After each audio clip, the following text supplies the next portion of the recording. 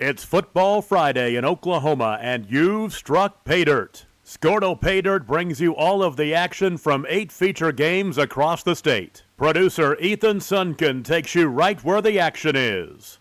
You've hit pay dirt. Here's your host, Drew Baker. Good evening, everybody. Welcome to the Week 7 edition of the Skordle Pay Dirt Show. We've got a lot of great games for you tonight. One of our game of the weeks, the 2A Veneta Hornets, who are ranked 4 in Class 2A, are playing the Rejoice Christian Eagles, who are ranked 2 in Class A. That is also a district game, and both teams are undefeated. Our other game of the week in Class B, we have the Ringwood Red Devils playing the Oklahoma Bible Academy Trojans. The Trojans are ranked 1 in Class B. That is also a district game for them. Going down to 2A, we have the Washington Warriors, who are ranked 1 in Class 2A, playing the Lindsay Leopards. The Washington Warriors are undefeated this season, and this is a district game for both teams. You also have the Cashin Wildcats in a district matchup between the Christian Heritage Crusaders. Back down to Class B, you have the Balco Forgan Bulls, who are ranked 5 in Class B, playing the Turpin Cardinals. That is a district game for them as well. Back to Class A, you have the ranked 7 Crescent Tigers at the Hinton Comets. That is also a district game for them. And then moving another way in Class A, you have the Chelsea Green Dragons at the Hominy Bucks. Hominy is ranked 5 in Class A, and again, that is a district game. And for our final game of the night, we have the Metro Christian Patriots, who are ranked 1 in Class 3A, playing the Kingfisher Yellow Jackets. Again, that is also a district game for District 3A1. We're going to go live now to the Cashin Wildcats at the CHA Patriots. Side. Looks like we've got number 25.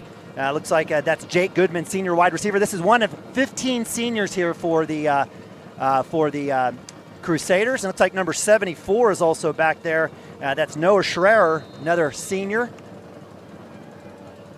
Christensen, deep middle kick. That's going deep down the middle. Number 8, Nate Gines. You recognized him from the call-out. He's going back to the right side, deep in pursuit. Looks like he's tackled. Give credit to Kai Gilbert on the tackle. Westerhoff in pursuit, Nathan Ababi. And it'll be first down and 10 for the Crusaders on their first possession. It's like right around the 26-yard line. Hey, you know that. The Cashin Wildcats are coached by head coach Lynn Shackelford with a record this year of 3-3, beating Watonga last week in their first district win 48-8. The Christian Heritage Crusaders, coached by Joel Franks, are 5-2 this year, beating Minko last week in another district matchup for the A3 district, 28-7. There's Jake Branson's kind of up on the line. It's going to be handoff underneath. Blitz is underneath. Initial push there is not made by Gilbert, but guess who? Looks like a little Timmy Jones and Jake Branson on the tackle. So the Wildcats come up with a tackle for actually no gain, and it'll be second down and 10.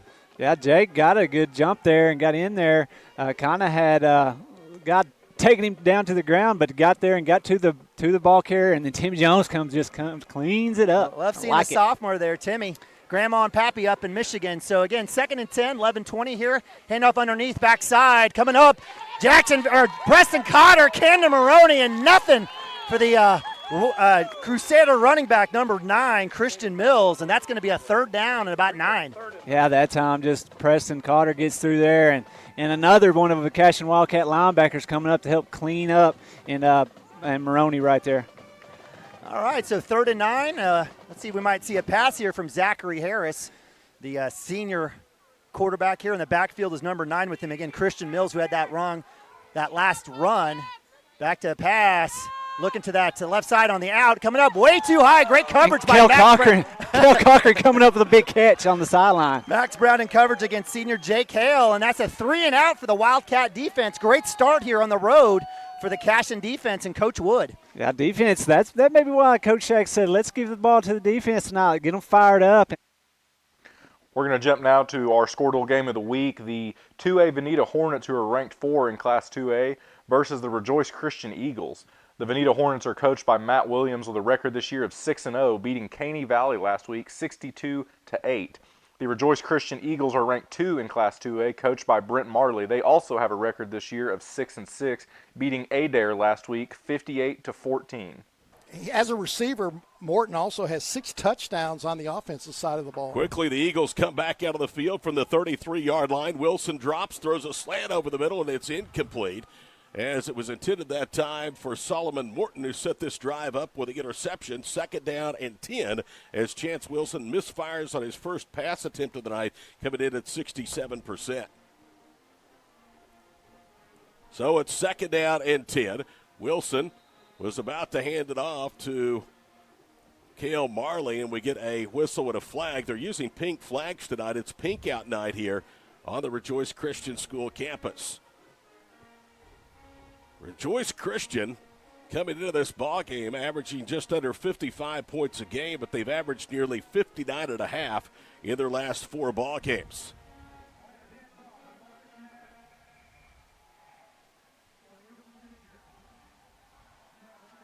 It is a snap infraction that more than likely is on the center, T.J. Wilson. So now the line of scrimmage goes back to the 38-yard line.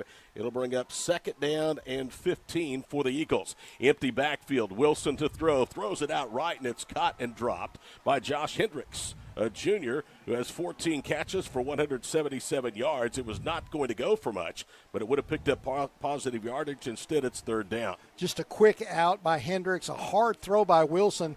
Kind of tough to catch, but it still should have been caught. Rejoice Christian this year has been very, very good on 3rd down conversions, although they have not gone to 3rd down much. They've been a huge big play offense, striking early and often in offensive series. From the 38, back to throw Wilson, dancing, pump fakes, gets the defender in the air. Coming left with some running room, 35, angles to the 30 and out of bounds.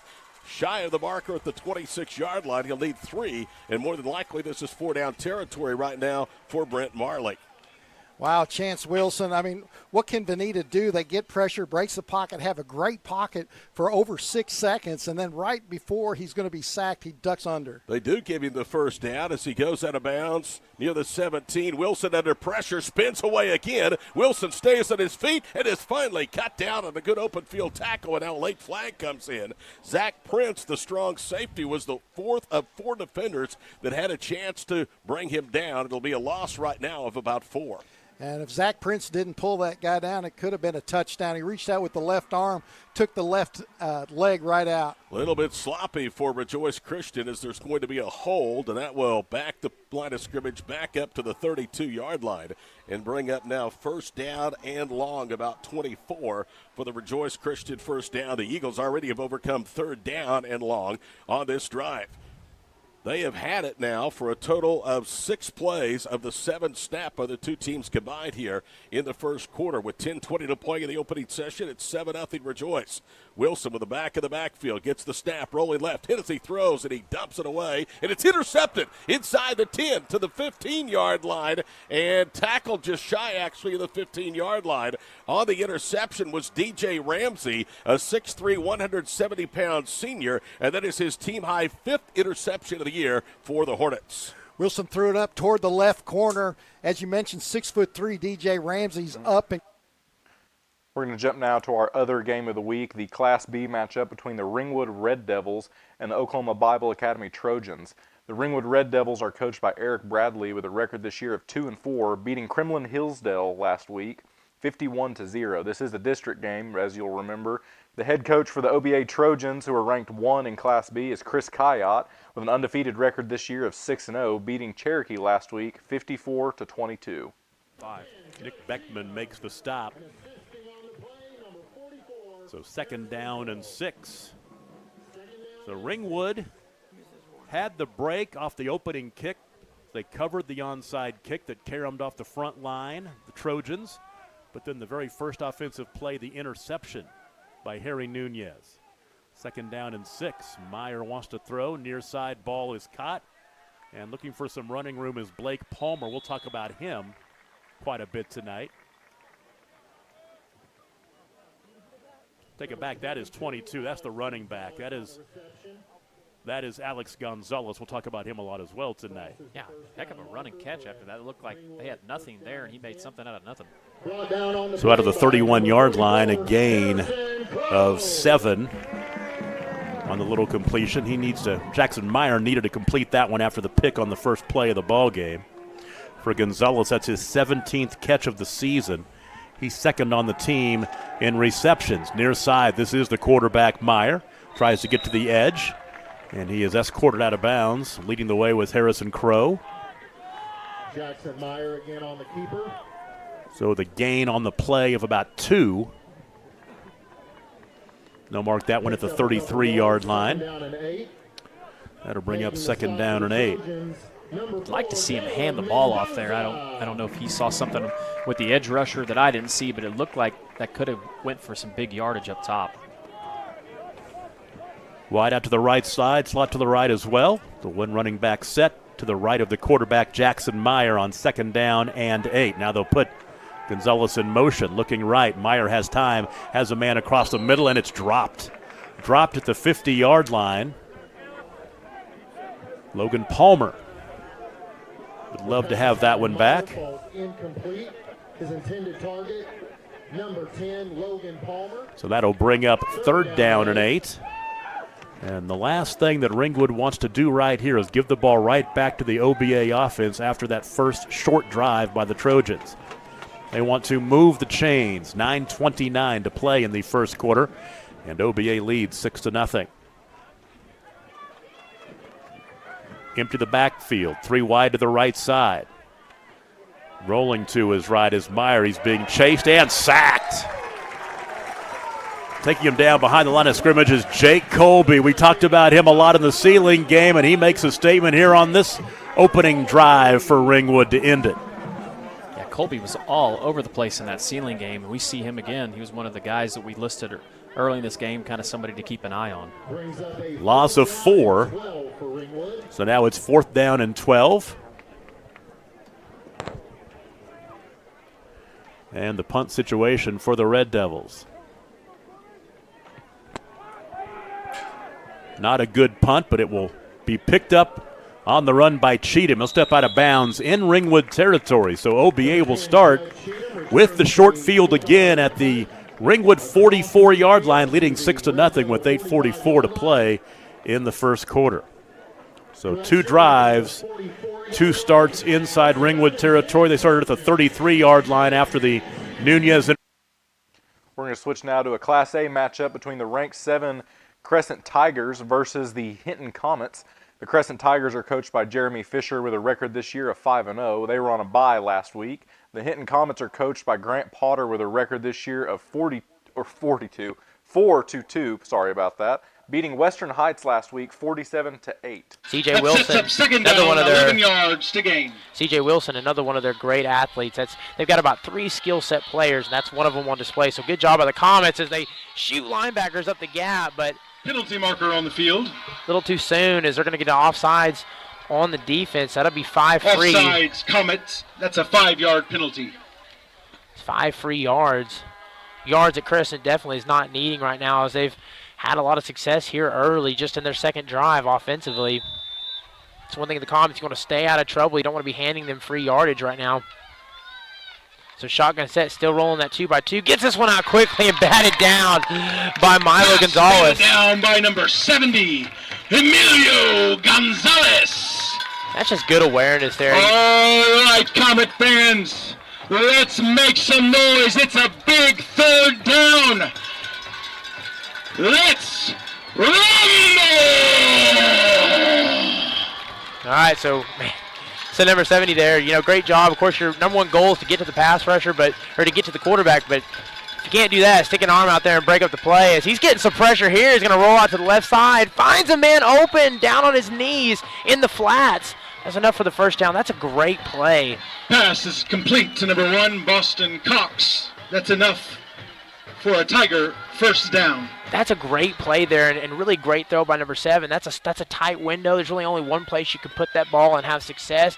And he thinks throw and great catch from the knees. And again, just like we said, tight window. There's really only one place you can catch that ball. You're right up against the boundary. And again, another pivotal play, enough to get the first down. As they're starting to chew some clock here. 6:07 in the first. Up 7-0, and the Comets desperately needing a stop to try to turn the momentum around as he slices and dices, finds a gap, and gets a gain of about 3 on the play. Gain of 5 on the carry by number 23, C.J. Wilson, tackled there by number 77, Ryan Lytle, and number 4, Hunter Helms.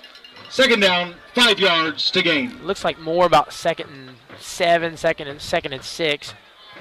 Again, we have a pretty good vantage point, much better than most sitting up here at the top of the box. It's a beautiful evening, about 68. So the sun's gone down, the LED lights are on. It's a great night for football. We'll see if the Comets can't work up something on defense here. It's a 2x2 set shotgun. Still doing 4 down in the dirt with 3 linebackers. Does this time bring a pressure? That's going to force him outside as he's going to turn around and use those wheels. Ball comes out, but they'll rule he was down. So they get a couple more by number 7. 7 quarterback scramble, Cade Varner, tackled by number 11, Jack Brookshire. So again, there's that sets up another big 3rd down. Let's make some noise for our boys. All right, so 3rd down and 2, maybe 3rd down and 3. Again, this is a manageable down and distance here. As they got a, looks like they got the slot. They got a defender on the left side that's got space if they wanted a quick out. Because here's they're just going to take it here as he has one man to beat and does this time lay some blocks, and Braden Strong will get the tackle. Keeper on the play, number 7, Cade Varner. Tackled there by number 10, Braden Strong, and that's enough for another Tigers first down. That's a nifty design there. Good play design by the Tigers. And that's one of those things that are tough. It's 3rd and short. You really have to look out for, both facets of the game. They could run, the QB keeper because they got an athlete, that number 7 at quarterback. They could run the ball up the middle, use that feature back they've got. And then, of course, they're staying in that 2x2. Penalty marker on the field. Yeah, that's going to be offsides again. Encroachment. Hinton Comets. That's a 5-yard penalty. Still first down. As they'll get a sub in from Milo Gonzalez. And, again, that's 2 penalties for the Comets so far early on in this game. 2 costly penalties. Again, Crescent's moving the ball fairly well. It's the last thing you want to be doing in this situation is giving them free yardage. As, again, they'll stay in that 2x2 shotgun set. Things working for them well so far. Gets a pass out quick there, but he really takes a long time to get going. Doesn't get that forward momentum rolling. Pass complete for no gain. And the Comets make the great open space tackle. Tackle there by number 4, Hunter Helms. 2nd down, 5 yards to gain. And so Hunter Helms in on there on the tackle. He's really been great the last 2 or 3 weeks. Have to give him some props. He's been a player that's stepped up. He's elevated his game, and so nice to see him making a good open field tackle there. And this group's we got a really good group of linebackers. The Comets, they've got a great rotation. Of course, Jack Brookshire in there as well, and Jake Wright, who's back and healthy, as he's going to let this one fly over the head of number 80. Pass incomplete, intended for number 80, Chisholm Watson, and that will bring up another 3rd down. So, of course, Watson's got that size, he's got that length, and you want to throw that ball a little bit high, see if you can't high point it. Comet fans, it's the red zone. It's time to rumble. He's got that size, that athleticism, that length, and you want to throw that ball up there and have him try to go get it, elevate himself above the defense, and just a little bit too much on that ball, a little too high. So 3rd down and 6, this feels like a really big down and distances. Again, they've done really good at converting on 3rd down so far, as they've been nearly perfect. So Comets, see if they're up to the task here, as he's going to keep it. This time getting in on the tackle. Looks like Jake Wright. Number 5, Jake Wright. That's short of the line to gain, and will set up 4th down for the Tigers. Now this can be a important situation here. I was hearing in the pregame they've got a kicker that they can nail it from 40, 50 yards out, which again in Class A football is not something that's pretty rare, and not much wind tonight. Comet Nation, it's 4th down. Let's make the earth shake with some noise. So they're going to keep the offense out on the field here. So rolling in that 3x1, sort of a trips right. He's going to roll out that direction there. We'll see if he looks for a man open. This time he's going to keep it, but that's not enough. And making the tackle there is Alexis Valdespino. By number 50, Alexis Valdespino. That's going to be a turnover on downs. Right at the tip. We're going to jump now to the Class B matchup between the ranked 5 Balco Forgan Bulls versus the Turpin Cardinals. Head coach of the Balco Forgan Bulls is Jake Rager and Nick Nichols. They have a record this year of 6-1, beating Shattuck last week 62-34. The Turpin Cardinals are coached by Justin Hanna with a record this year of 6-0, beating Beaver last week 48-0. This is a district game for District B1. 15-yard line. Ball snapped. Looking to throw. Going to let it fly. Incomplete. 2nd down coming up for the Cardinals.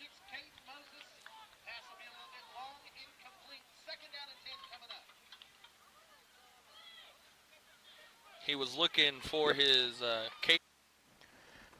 We're going to jump over to the District 3A1 matchup between the Metro Christian Patriots, who are ranked 1 in Class 3A, versus the Kingfisher Yellow Jackets.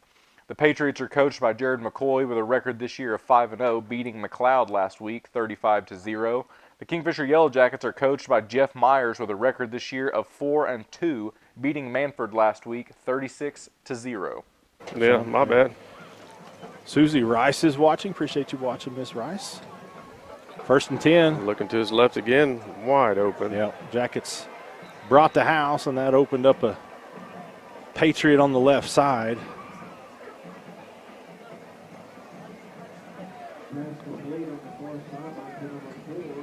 Hoffmans are watching from Dover Plains, New York. Regular viewers, appreciate you guys.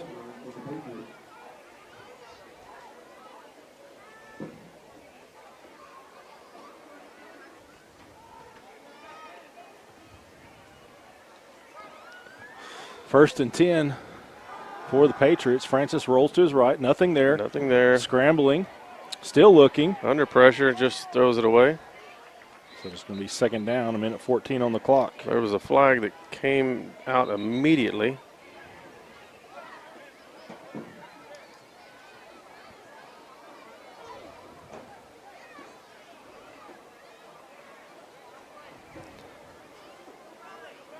Illegal motion on the offense. 5-yard penalty. Replay 1st down. So 1st and 15. Give them more breathing room.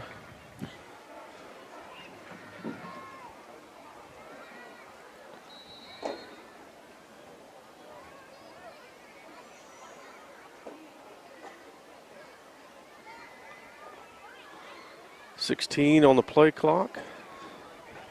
Got Rhonda Fleming watching tonight.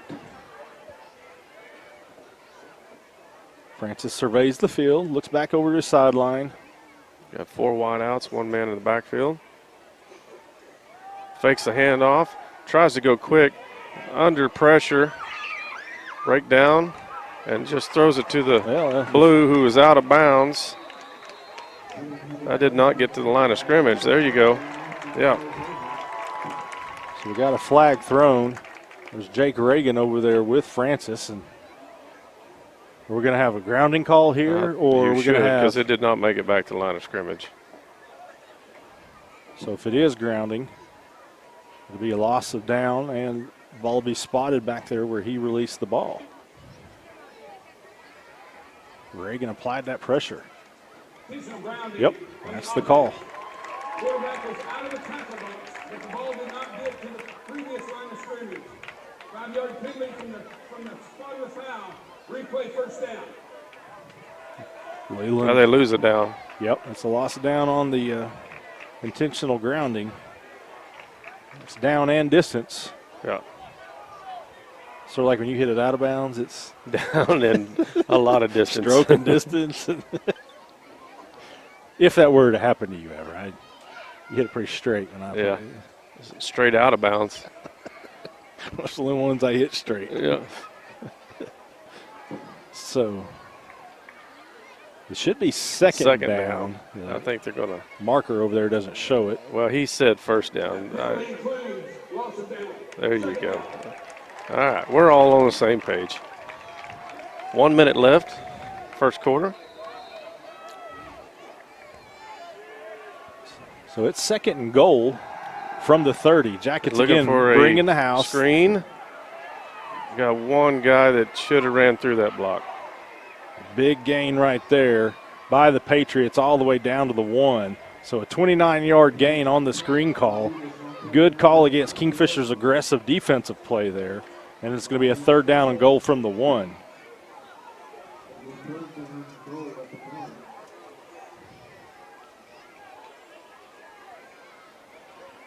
And they're going with a bunch here. Late substitution. They're under center. And that's Tad Campbell under center, and he runs it around end. It's a 1-yard touchdown run by the Patriots.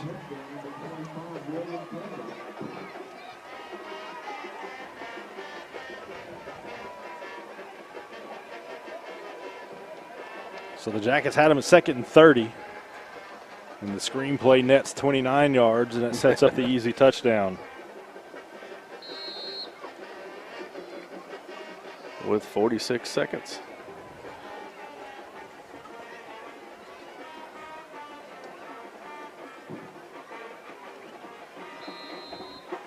Kick is right. Up and through. So the Patriots lead it 7-0. 46 seconds left in the first quarter. We'll be back after this. Wheeler Brothers Grain Company was founded in 1970. We're going to jump now to the District B1 matchup between the Balco Forgan Bulls and the Turpin Cardinals.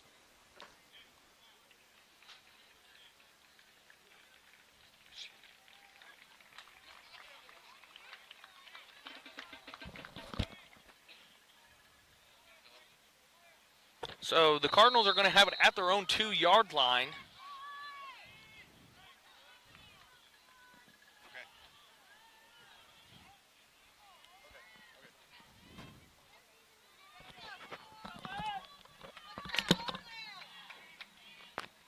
So ball snapped. He's going to keep it himself. He's going to be tackled down by a host of Bulls.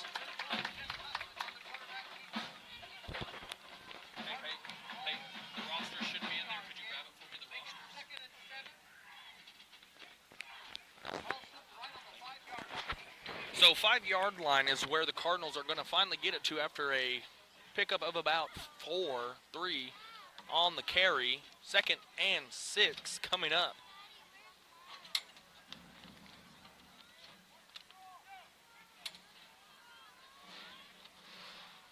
Ball snapped. He's going to keep it himself, and he's going to be met by 20, Nate Smith, in on the tackle. 3rd down coming up.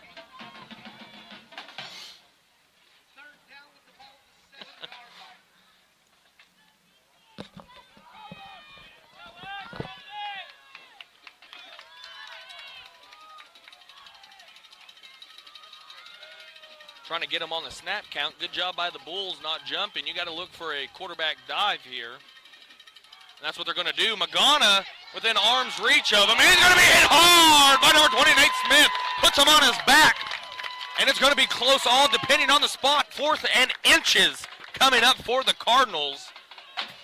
Nate Smith coming in and cleaning his clock.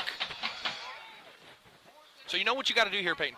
You got to bend but don't break, and you got to watch. I think they go for it here. I don't see them putting the ball low right now. But you got to watch the ball here. You got to watch the ball. Don't jump!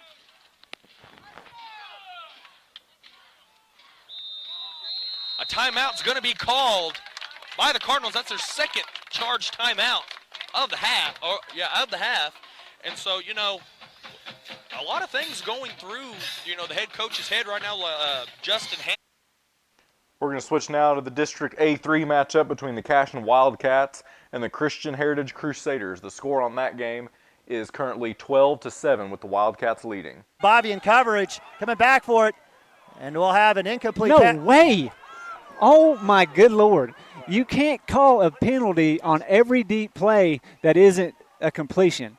I mean, all Nathan did there was turn around to try to find the ball, and the offensive receiver tripped over his own feet and brought Nathan down with him. Like, I don't understand it. But, I mean, I'm not on the field. I don't have the angles that they have. And so I guess that what they're seeing is there was some we'll see what the call is. Maybe they'll either wave it off or they'll give it to us. No, they're going to call pass interference on Nabavi. Nabavi in coverage turns around, trips, falls down, and the receiver falls down himself. That's incidental. It's a pretty easy call, but it'll be a big, significant, another pass interference call here. I think you're supposed to only get 2 a game, and I think the Christian Heritage Crusaders have gotten that from the hometown officiating crew. So with that, that'll be another big 1st down, and it'll be at the 35. So with 2:44, an action-packed first quarter already. No doubt. As Wildcats hanging on to a 12-7 lead. Crusaders in that double wing kind of look, or double tight end look, or power right look. But you hand it off inside, nowhere to go. Vandruff. Jackson Vandruff says, no, sir. Jake Branson in there with the scrum. I think Vandruff went in there, picked up the runner, while Jake was hanging on to him, and Jake went for a ride too. Vandruff is just a beast of a man, and Jake did a great job there, getting in there, getting around the legs of the running back, and there was nowhere to go for him, for that running back for the Crusaders. So another tackle for loss for the Wildcat defense, brings up 2nd 11, 2:16 on the clock. Single back set here for Harris. He'll roll to his right, nowhere to go, getting the outside, no holding call, it doesn't matter. Another tackle for loss, this time a sack for the Cashion Wildcats. And give credit on pursuit, that was Jackson Vandruff again, guess who? And the Wildcats get another TFL, and it'll be 3rd down and long. I think Vandruff was Carter in there on that too. Did he come from this far side? I think there was enough of him there. He wasn't getting away, that's for sure. Why not give Timmy Jones a call? Why not? Jake Branson. They've been all over the place, said nowhere to go. We have looks like we will have a holding call, will be declined. So I did call it correctly. I do know the rules. I do know football. I have watched a lot from this angle, it's hard to see those flags on the field. There's been a few down there. But we called the hold. I saw it, and I'm glad they called it. So Coach Wood and the bunch will decline it with a 3rd and 15. It's this is a situation where I probably take it, but nonetheless, because it looks like this may be 4-down territory. But with 17 seconds on the play clock, the Crusaders will take a look. It looks like they will maybe take a timeout here. I'm not sure. Well, if that would have been a hold, where was the hold at? Was it? Yeah. Would it been backed up even farther? No, it would have been at the line of scrimmage. So probably, we're going to second guess Coach Wood. Blitz is on. Pressure's there. Getting flushed out. We'll flip it out. The catch is made, and Kai Gilbert, Johnny on the spot with a great tackle on the sideline coming from his safety spot. That'll be a gain of maybe an inch. It'll be 4th and long. And let's see what the Crusaders do here. And looks like they'll bring out the punt. Definitely play it safe. Yeah, no doubt. I bet we don't even put anybody back there. It looks like, well, I guess Seth is kind of leaking back there. But, yeah, I definitely want to keep an eye on anybody leaking out, especially, if you had your quarterback as your punter. Yeah. I would definitely be, but being that they don't have their quarterback as a punter, number 24 is their punter, Landon Bean. I have a feeling they're going to try to pin us back deep. So Bean with the kick, right side, looking for the sideline. Good spiral. It's going to go out of bounds. I'm not sure. It looks like it'll be right around maybe the 15-yard line. Let's see where they spot it. Keep walking, linesman. Keep walking. Wow. He stops. And it looks like it will be 1st and 10. So the Wildcats, they got a punt in the first possession. They gave up a critical pass interference call. It's Marley inside the 30, down to the 25. A flag is down, and that is coming back. It was thrown between the 35 and 36-yard line. There was a towel, came out of Marley. Same color. A gain of 5 brings up 3rd down and 6 at the 24-yard line. Yeah, they're using pink towels tonight, pink flags. We mentioned it's pink out night here at Rejoice Christian. Eagles do not have to snap it again if they so choose, and right now they look like they're not interested in doing it. We're under 10 seconds to play in the first quarter. So 12 minutes in the books from suburban Tulsa. At the end of 1, Rejoice leads Veneta 14-9. This time they're going to have to let it fly as he kind of hesitates and then aims it for Braden Strong, who lays out and just a bit short. Incomplete, intended for number 10, Braden Strong. 2nd down. And again, there they pull it out of the playbook. You see it about once or twice every game. It's just that straight go route, that 9 route intended for Braden Strong is, they just say, hey, turn up field, we're going to let it fly. And Levi Taylor kind of does an initial pump fake and then lets it fly. And I tell you what, that was super close. Great job by Braden trying to lay out, stretch out, lay it all out there for the team. And if that one would have connected, that would have been huge. And that's one that they really, really needed here is they're facing 2nd down and 23. We'll see if they try to get maybe a short play or one over the middle of the field, something to get them in 3rd and manageable. They need to get back some of these yards as he's got blocks here and powers forward, drops his head. Quarterback keeper on the play, number 1, Levi Taylor. Drops his shoulders and leads with his head there. Boston Cox. And again, that sets up 3rd down. Again, the goal there, the intention of that play, try to get back some of those yards. You're probably not going to get a 1st down off that, but you want to get yourself 3rd and manageable. As they get a few yards, not as many as they'd like, sitting down at about 3rd and 15. You see that Clifton Craighead playing out this time at wide receiver. He got some balls thrown his way last week. Something maybe to watch out for here. Do they run him on a go route or something and let it fly? He's going to pump fake, rolls out. This time they bring the pressure. Number 61 gets the sack. Sack on the play by number 61, Stone Fisher. That brings up 4th down for your Comets. And again, For Levi, number 77, Ryan Lytle. Levi Taylor rolls out to that. We're going to jump now to one of the Skordle Game of the Weeks. The Veneta Hornets, who are ranked 4 in 2A, versus the Rejoice Christian Eagles, who are ranked 2 in 2A. Both teams are undefeated this season, and the score of that game is currently 14-0 Rejoice. Tuck it and run. He's hit near the goal line. No indication yet. Did he get in? Yes, he did. Touchdown. Cale Marley. Boy, this kid is tough as a $2 steak. When he is hit, he does not go down quickly at all. Well, Marley outran the defense to get around the right end. Then Paul Glasscock hit him at the goal line to save. Looks like he was going to save the touchdown. But as you said, tougher than a $2 steak. Marley just powered his way, got the nose of the ball across the goal line. Game plan changed just slightly, didn't it? They weren't airing it out after Wilson went out. It was Marley and it was Jace Jenkins. Couple of non-seniors on a senior-dominated skill position team for Rejoice that carried most of the load. Extra point by Price is good. And with 27 seconds gone in the second quarter, Rejoice Christian leads in Owasso over Veneta. We're going to jump over to the 3A matchup between the Metro Christian Patriots, ranked 1 in Class 3A, versus the Kingfisher Yellow Jackets. Time met immediately. Should have been a holding right there. Campbell was hit. He spinned out of it, and he's going to be able to pick up close to a first down after almost being dropped for a loss.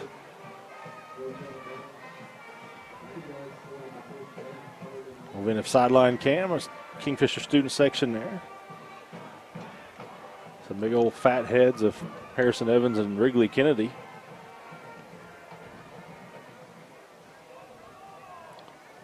Bringing in the beef set.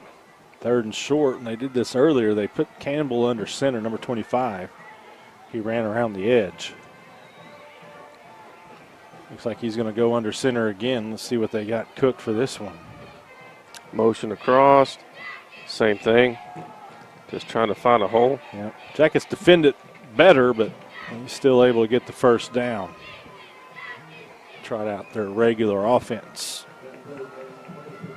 as they now have the ball at the Kingfisher 47-yard line.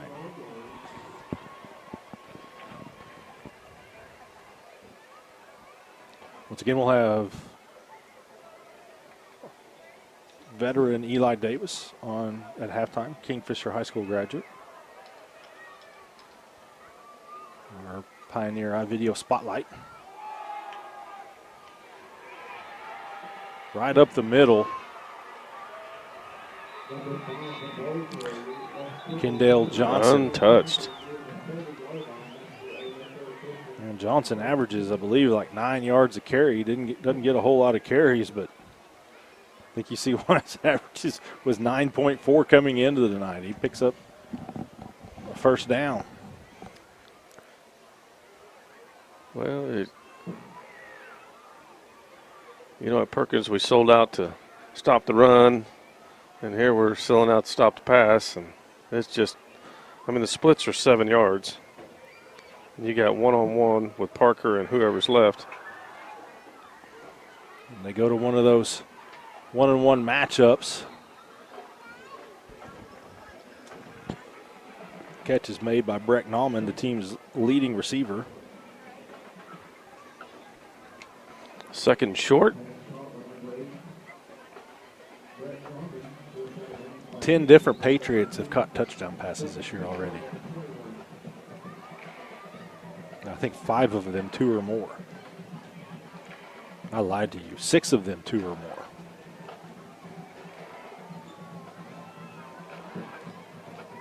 Well, Kingfisher is staying with the 3-man front, and you can see it's opening up a giant hole for the running back. Johnson again, he gets all the way down to the 1-yard line, so it's going to be 1st and goal from there.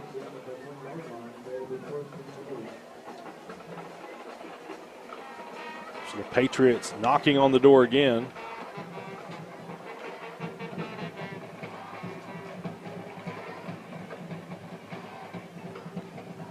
First and goal. Going Campbell under center. The bunch set. Again, he's just trying to get behind the blocker. Yep, there you got a good look at it. He followed his blockers right into the end zone. As Campbell gets his 2nd rushing touchdown of the day Both of them from about a half-yard out. Tad Campbell, the senior running back. We're going to go now to the 2A matchup between the Washington Warriors, who are ranked 1 in Class 2A, versus the Lindsay Leopards. The head coach of the Washington Warriors is Brad Beller. They have a record this year of 6-0, beating Crooked Oak last week 39-0. This is a district game for them. The Lindsay Leopards are coached by Sam Hembry with a record this year of 5-1, beating Little Axe last week 44-0. It's like he wasn't able, I'm not sure, it looked like it might have been a quarterback run there to the left side. And he got it caught in Ferguson's stomach. Lucky to get it back, and now it'll be Leopards going the wrong direction for theirs, right direction for the Warriors. Third and about 19. Can they get a first down? I see the 10-yard. Yeah, they can. Okay. Yeah, at about Just kinda got the 3. yard marker leaning a little bit. 2 or 3. So still can get a first down. The ball's at the 19-yard line, so about 3rd and 16 for the Leopards. They try to get the Warriors drop offside. Here comes some pressure by Ben Bond. Throws it deep to the corner and almost picked off by Tanner Olson, waiting for it. Pretty good defensive play by the Lindsay wide receiver to break that up. But Tanner Olson trying to get an interception on the evening. Bring up 4th and long for the Leopards. That's a little better job as we try to extend the route past 10 yards to stay over the top of it and almost come up with an interception right there. Spalding had been out for 2 or 3 plays. He's back in, limping a little bit. Yeah, we're going to keep an eye here on these defensive ends, see if they can win their battles. Miller gets double teamed. The pass gets thrown into the end zone and falls incomplete. The Warriors will take over on downs near the 20-yard line. 5:53 to go in the half. Now they rolled ramming out to to score. They'll mark the ball at the 23. From the 24-yard line.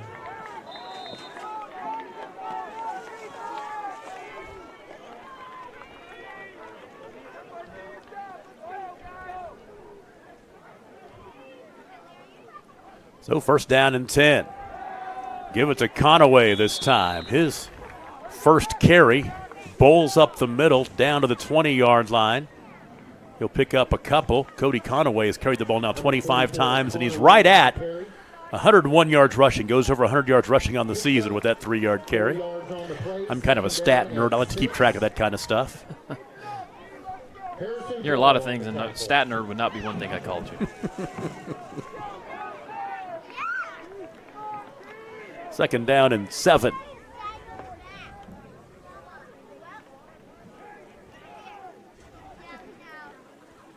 Option.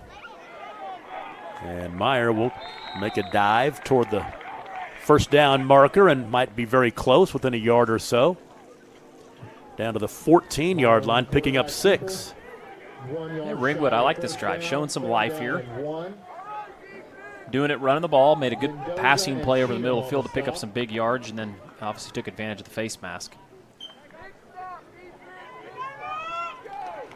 Garber leads Cherokee. This is another big B2 matchup. Garber leads Cherokee 12-6 in the second quarter. From the 14 this time. Fake the give to Conaway, and it's going to be Meyer inside the 10, down to about the 7. Well, that was a good fake there. It really was. So that'll be a first down to the 7-yard line, the 7-yard pickup. This would be a huge confidence builder for Ringwood if they could punch this one in. This has been a nice drive. This is the 11th play of the drive coming up.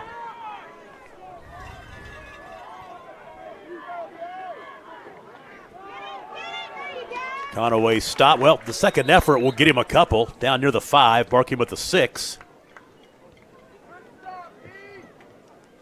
Number 44. Give him the 5-yard line, a gain of 2. So now second down and goal from the 5-yard line.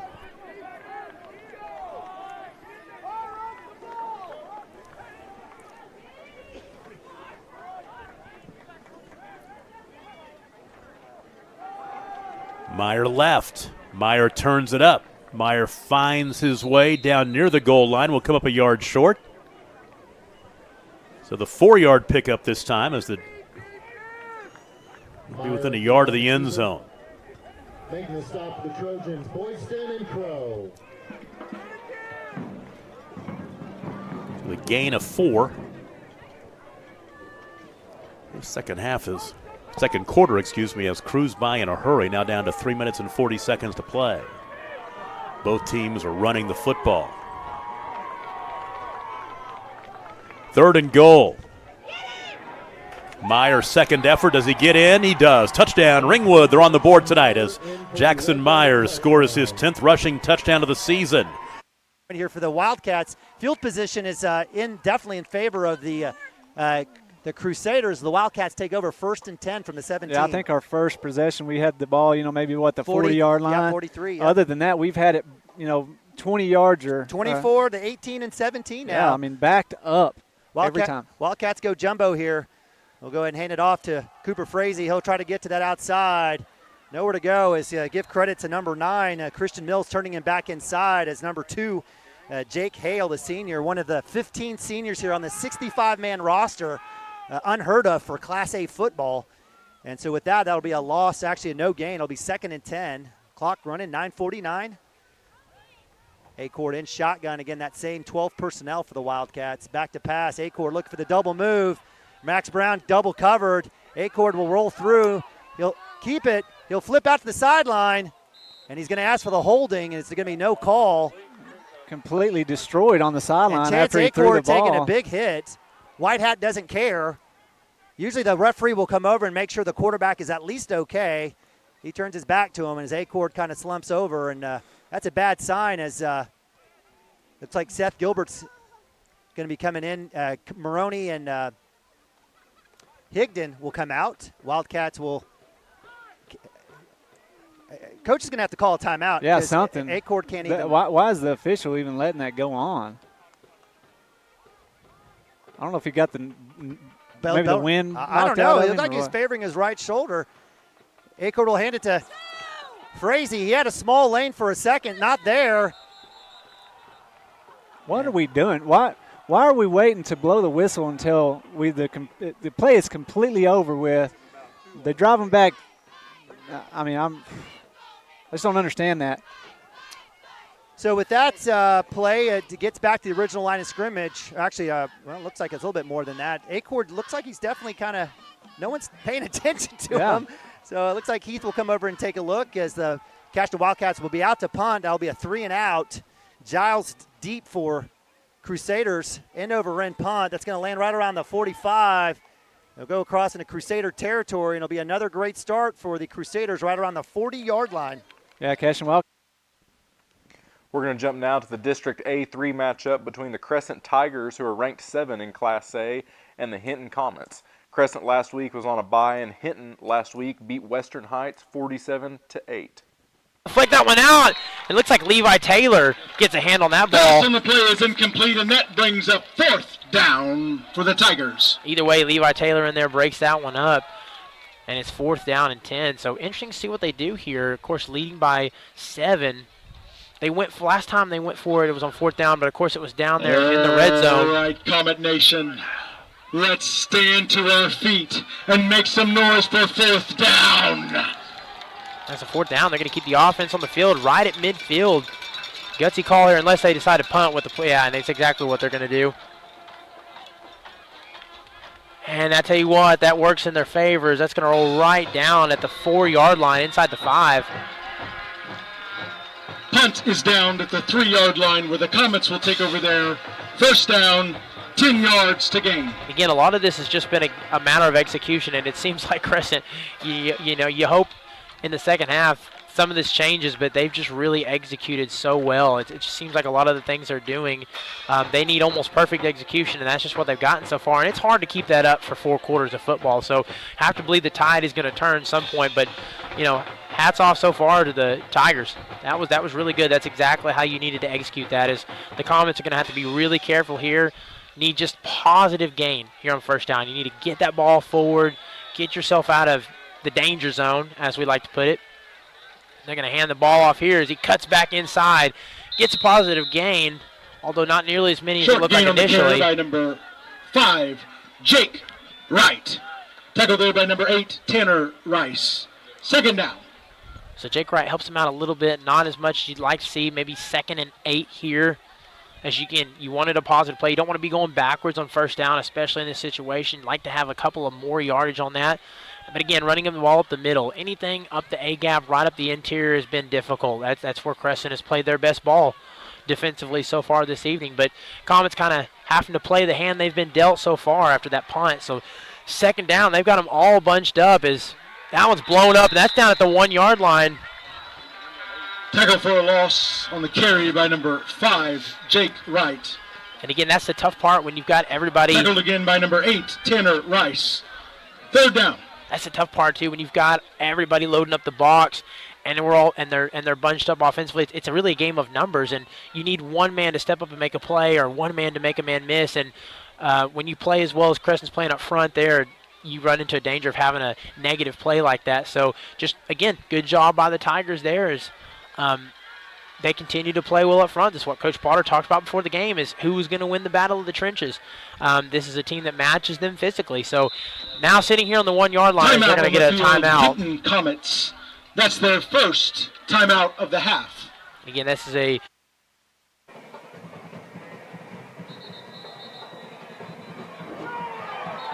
Well, that's going to cost you. And they're still going. Now we got lots. We got every flag and a hat. So they're going to have to sort this one out. There's going to be all sorts of penalties and probably some unsportsmanlike conducts.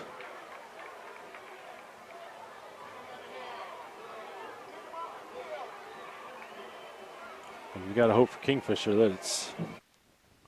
We're going to go to our Skordle game of the week, the Veneta Hornets at the Rejoice Christian Eagles.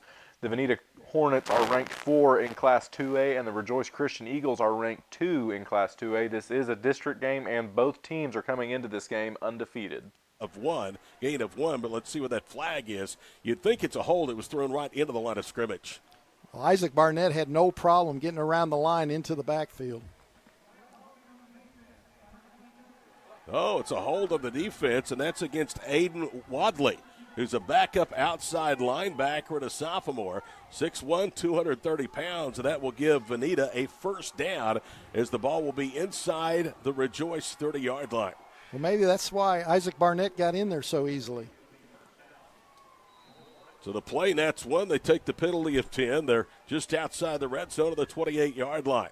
Glasscock out of the gun, fakes the handoff to Ransom Williams, throws over the middle of the slant. The ball was underthrown, but the catch is made. Tucker Winfrey just outside the 10-yard line, able to get his hands underneath the ball before it hit the ground. Nice pocket by the front lineman. Aiden Sauer and Dylan Allen, great job in the middle, taking care of Rejoice Christian's tackles to get that pass off. 16 yards, first down inside the red zone of the 12. Pistol formation. Williams gets the handoff, is hit, and is dropped. He was hit initially by Auschwitz, and then finally was swallowed under by a couple of down linemen, and it was Isaac Barnett, the last one to get up off the pile. Yeah, you have Auschwitz with the penetration. Barnett finish it off with the tackle. There again, Rejoice Christian getting that penetration, but when Veneta's doing the misdirection, they're getting some big plays. 4:16 to play first half, 21-0 in favor of Rejoice Christian. Motion man to the far side. They fake the jet sweep. Throw a slant over the middle. That's Winfrey was dragging a defender inside the 5, and Winfrey is down at the 3-yard line.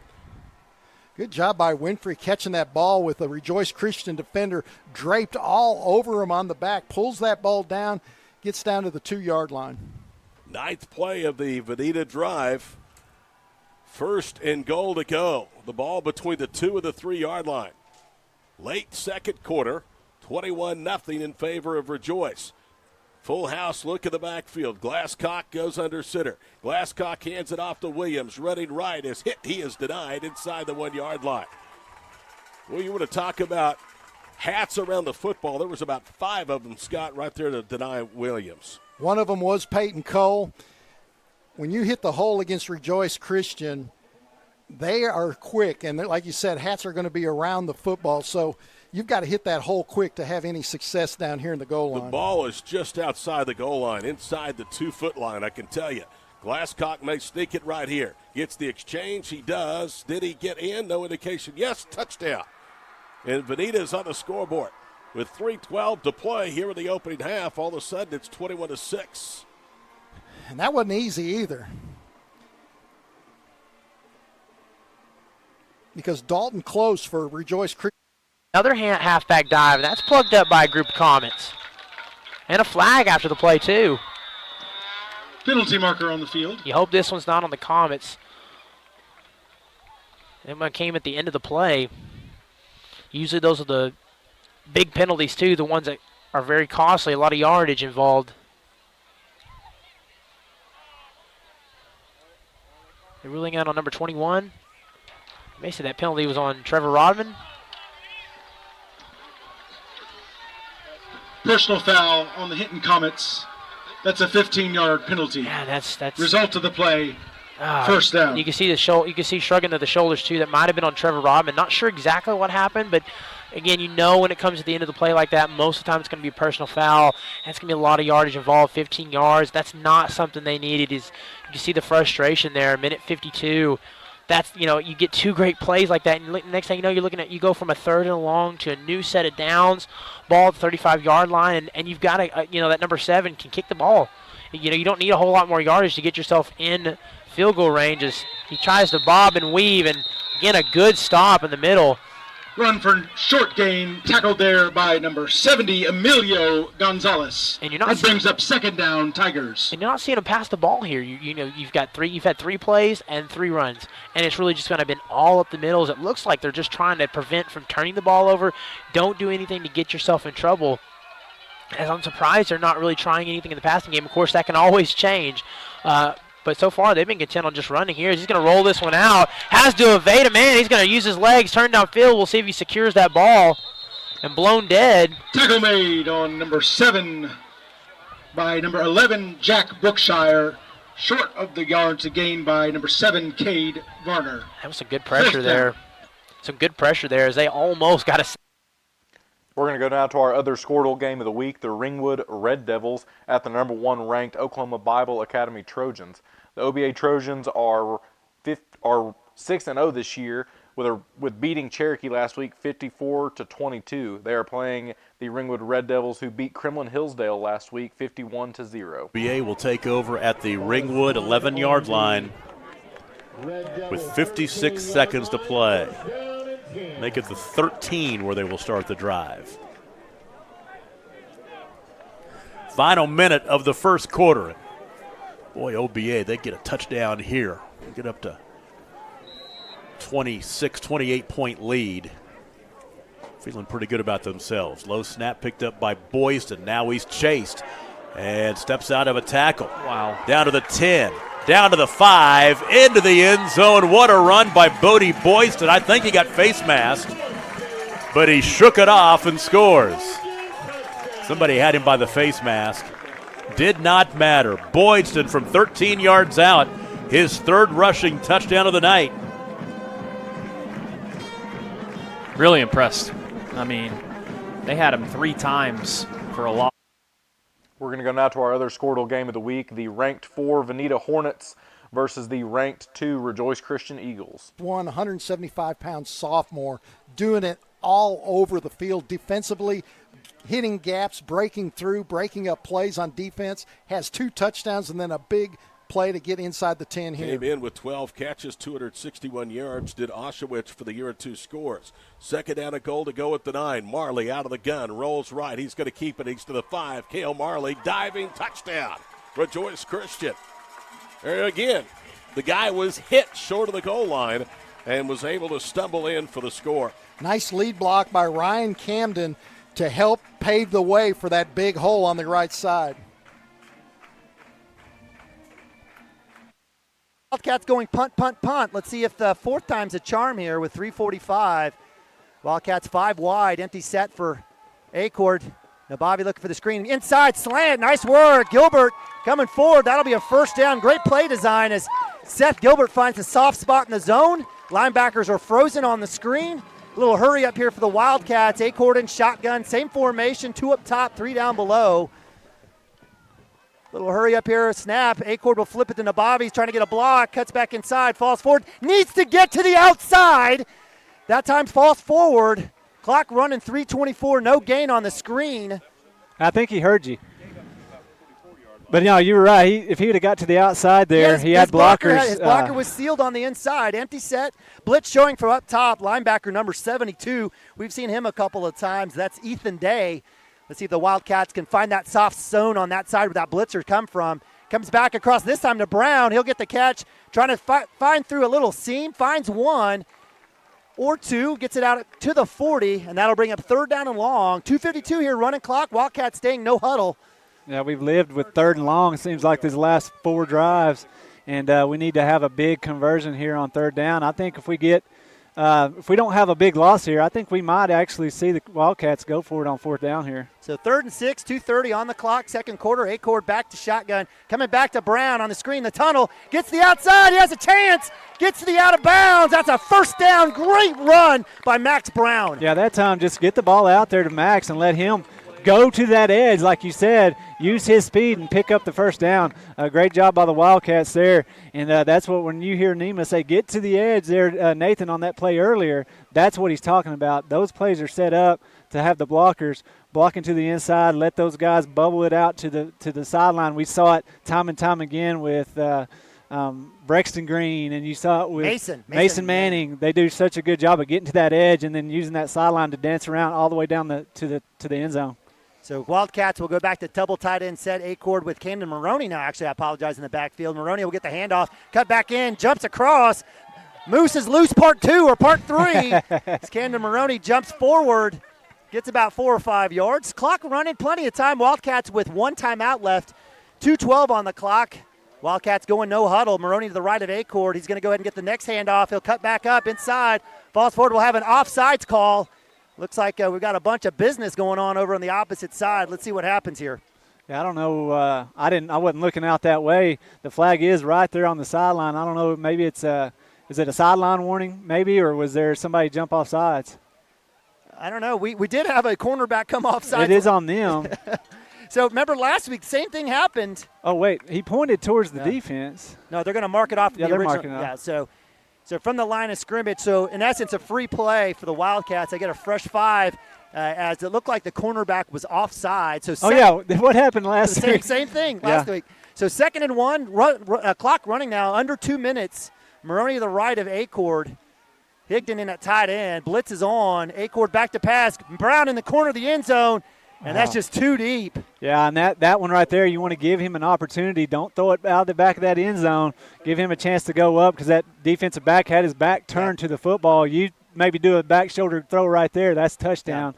Yeah. But the way the defense was set up right there, I was hoping to see Max give a little shake to the outside and cut it in. We've seen him score touchdowns on those inside slants a couple times this year. So on 3rd and 1, Maroney and the Christian Heritage Crusaders sell out to stop the run. Yeah, no doubt. They just piled in there and knew what was coming. And Shaq a lot of times will check out of that. That time he thought his boys would be able to push forward for the 1st down and just couldn't get it done. 1:30 on the clock. Maroney will cut up forward, and it will not be enough. As the Crusaders get the 4th down stop, turnover of downs, and with 1:26, they'll be taking over right around the 23-yard line. Defensive backs better be ready. They're going to try to air it out, get down the field. They have, 3 timeouts left with 1 minute and 26 seconds left. They're going to throw it down the field. I would think they would throw it down the field, try to get down and score before this halftime. And they got a kicker. They get down. Yeah, I was going to say they get down to the 30-yard line. They're not as scared to kick a 40-yard field goal. Back to pass is Harris. He's rolling to his right. He's going to go deep outside. That's well out of bounds. Hits a cheerleader at the fence. So that one was definitely incomplete. So that stops the clock with 1:20. Got to catch that, sis. Isn't that Lauren Jenkins? Lauren Jenkins is an athlete. She got to turn around and catch that ball. Absolutely. She's used to dribbling and shooting, That's right. shooting Jays. So with the incompletion, 2nd and 10 from the 23, 1:20 on the clock. The thing is, with throwing balls like that, you throw enough of them, and then you don't take much time off the clock. You can give the Cashion Wildcats an opportunity to maybe get in the end zone after you have the turnover downs. But that was a good run. That's going to keep the clock running. And we'll see if they use a timeout here. They do. So with 1:11, a nice 9-yard run, actually maybe 8-yard run, will bring up 3rd and 2. And certainly a chance here for the Wildcats to kind of reset on defense.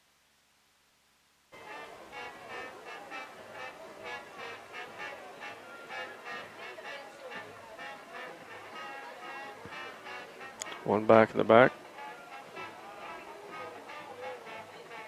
Looking to pass. Sternberger was going to run it. Great play by the linebacker.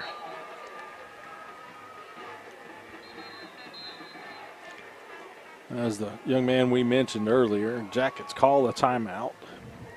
Timeout is brought to you by Medic Pharmacy and Gifts of Kingfisher. Let's take it with them. Jackets trailing 21-0, 55 seconds left, first half. Trail Creek Wellness in Kingfisher is a family medical clinic with an array of services, including family medicine, Bio-T hormone replacement for men and women, and our newest service. Plays here. Myers going to pump fake down the far sideline. Man was open. He underthrew it. Pass was intended for Noah Schmidt. Incomplete pass. Jackson Meyer has thrown the ball 12 times tonight, only completed 3. So 3 of 12 for 19 yards.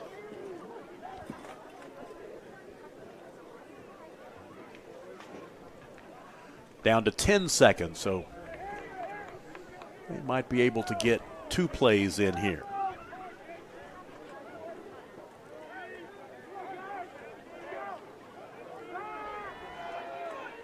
Far sideline, that one almost picked. Incomplete pass, nearly picked off by number 4, Caleb Mendoza. 3rd down and 10. Caleb Mendoza almost had himself a pick right there. Ringwood really missed an opportunity that last time on the throw to Schmidt. They had big yardage, and he had some room in front of him, too. So now with 4 seconds to play in the first half, this probably will be the final play. Just throw it toward the end zone and see what happens. Set up the screen pass to it behind him. There's 1 tick left. Myers' pass falls incomplete. So now it'll be 4th down with 1 second remaining. This drive has stalled at the 44-yard line. Pretty impressive first half for OBA because we know this Ringwood team has some talent. And OBA leads 36-8. They put a hurting on Cherokee last week. We know Cherokee's pretty good too.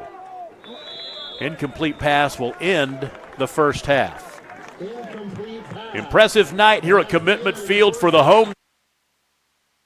He recovered. It's a little bit of back and forth match on who's going to get more turnovers. Right now the Bulls are ahead in that category.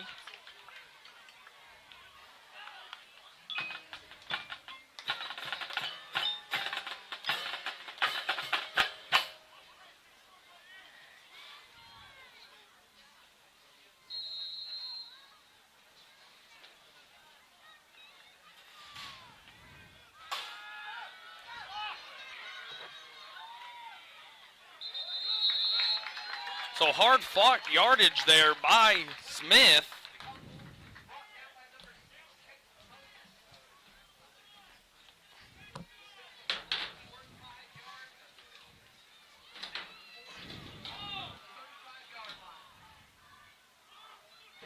So drops back to pass, looking to go deep. He's got his man McGowan. Overthrown, incomplete.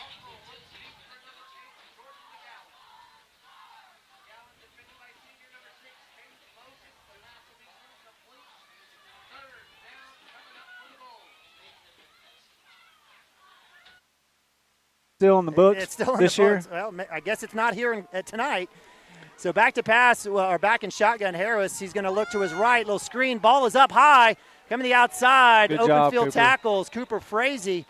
Reception there by number 11, Tate Campbell, the sophomore. And that'll be definitely in field goal range right around the 15-yard line. Clock stops with the timeout. And that'll be Christian Heritage's second timeout. 1 left here with 12 seconds. Yeah, and Shaq is asking him, you try to jump, that's a penalty. And the official saying, nah, he didn't jump, but everybody in the stadium saw him try to jump. But right here, 12 seconds left. Cashion Wildcats defense has to come up big. We stop them here. We get the ball back in the second half. You remember, we didn't take the ball. We won the toss, deferred to the second half. We will get the ball coming out of halftime. So keep them out of the end zone here. You give yourself an opportunity coming out of halftime to go up on the Crusaders because you're putting the ball in the hands of your offense. Right now, it's a big, big play, big 12 seconds left in this ball game for the Cashion Wildcats to keep them out of the end zone. And like I said, they've got a kicker. Let's see if they would decide to maybe go up by 5 or take 2 or 3 shots at the end zone. All right, so Crusaders come back out, 2-by-2 for them. 1st and 10 from the 17, 12 seconds. Maybe 2 plays, they've got a timeout here. They can't take a sack. In motion coming across. Watch that tight end on that side sneaking out over there. Absolutely, back to there pass. He is. He's going to look for it.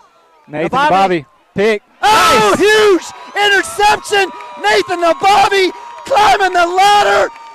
INT for the Wildcats. Turnover, 7 seconds. Hey, I said watch number 33 sneaking out on that side. Nathan Nababi, I was giving him some ESPN there, and was not fooled. He got over there. The quarterback kind of floated it out there, and Nathan Nababi did a great job getting over there, going up high, getting the ball, and coming down with it in bounce to give the ball back to the Cashion Wildcats here to take it into the house house for halftime. Cooper Frazee with a handoff with 6 seconds. He'll keep his feet moving. He'll go down, and that'll be the end of the first half. So what was a crazy, crazy first quarter. Started off really slow in the second quarter, picked back up, but it was 12-7 after the first. And 5.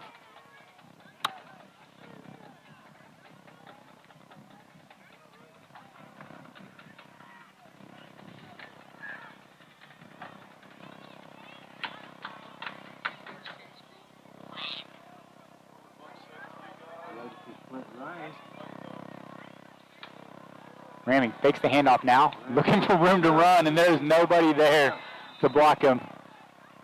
Keller Howard, Hudson Howard, Brothers Howard there. Those Howards. Yeah.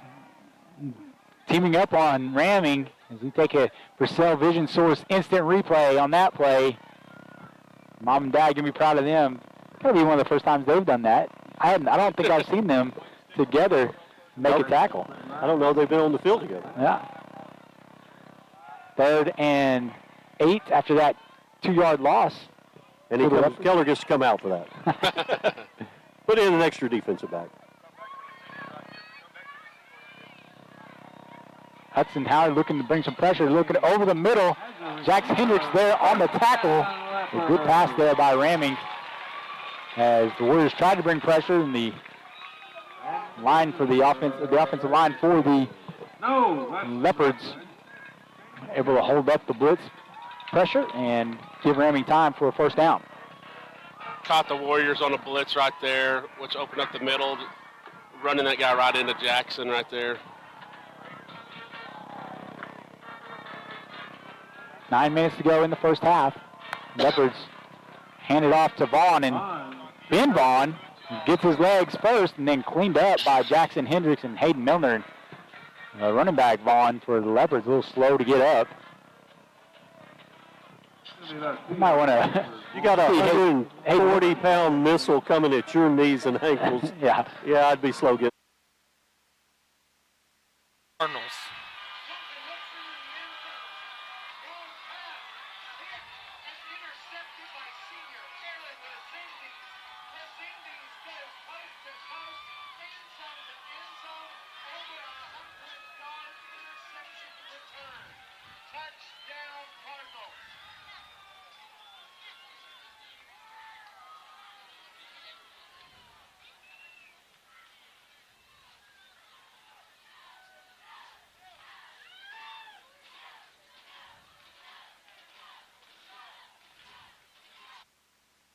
Field with Sternberger.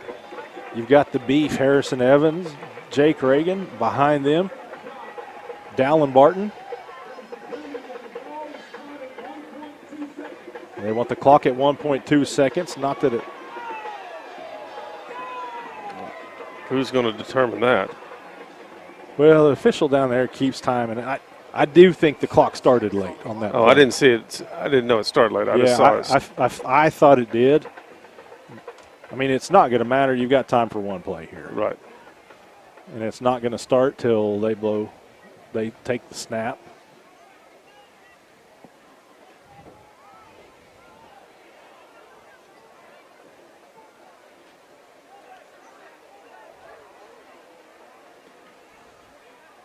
So the Jackets going to try to get 6 out of this. Call it a timeout.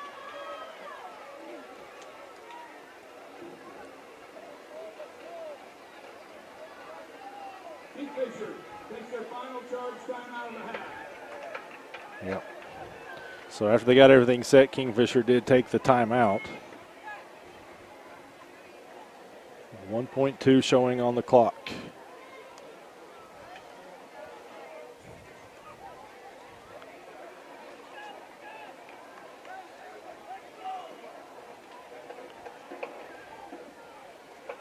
Don't jump, do your job.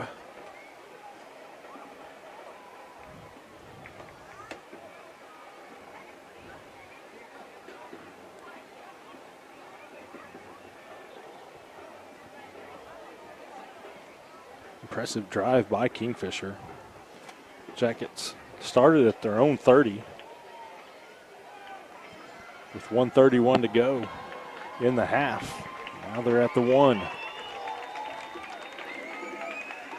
Did he just give me the I think he did. I think he was shushing me. Oh. Didn't want me jinxing it again, I guess. Oh, that was it. All right. Sternberger under center. He's going to sneak it. He in. gets the I shove. think we got it. It's the Bush push. Yes. Dennis's Express Pharmacy touchdown, Kingfisher. He had number 22 and number 5.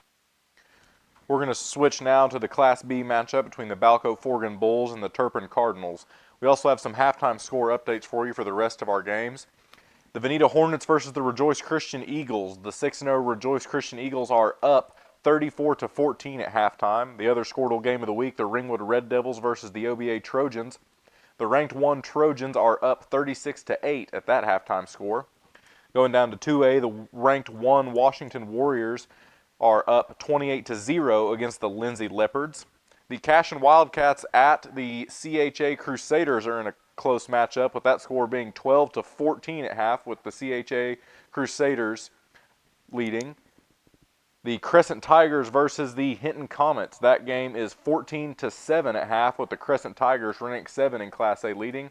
And the Chelsea Green Dragons at the Hominy Bucks, who are ranked 5 in Class A. The Hominy Bucks are up 28-0. And the final game we have before we get back to Balco Forgan, the Metro Christian Patriots versus the Kingfisher Yellow Jackets. The ranked 1 Patriots are up 21-7 at half.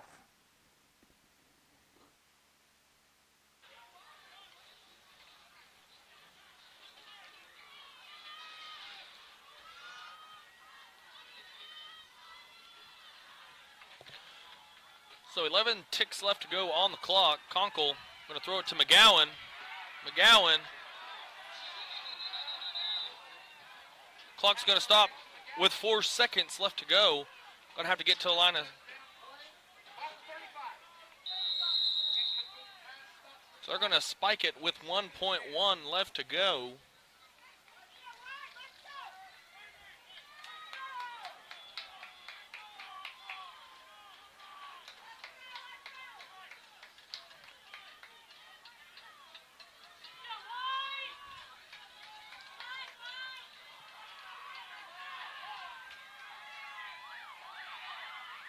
So he's just going to loft that one deep for another interception.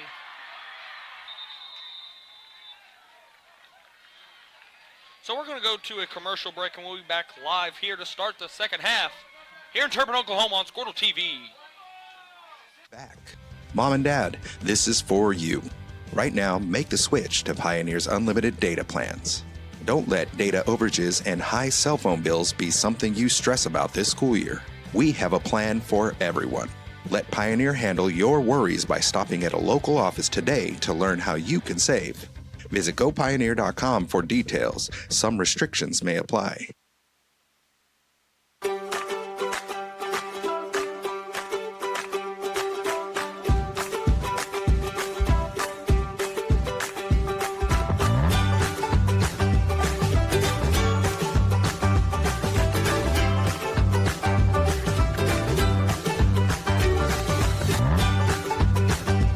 Stream with Oklahoma's #1 high school streaming service, Skordle.tv. Find out more at Skordle.com/stream.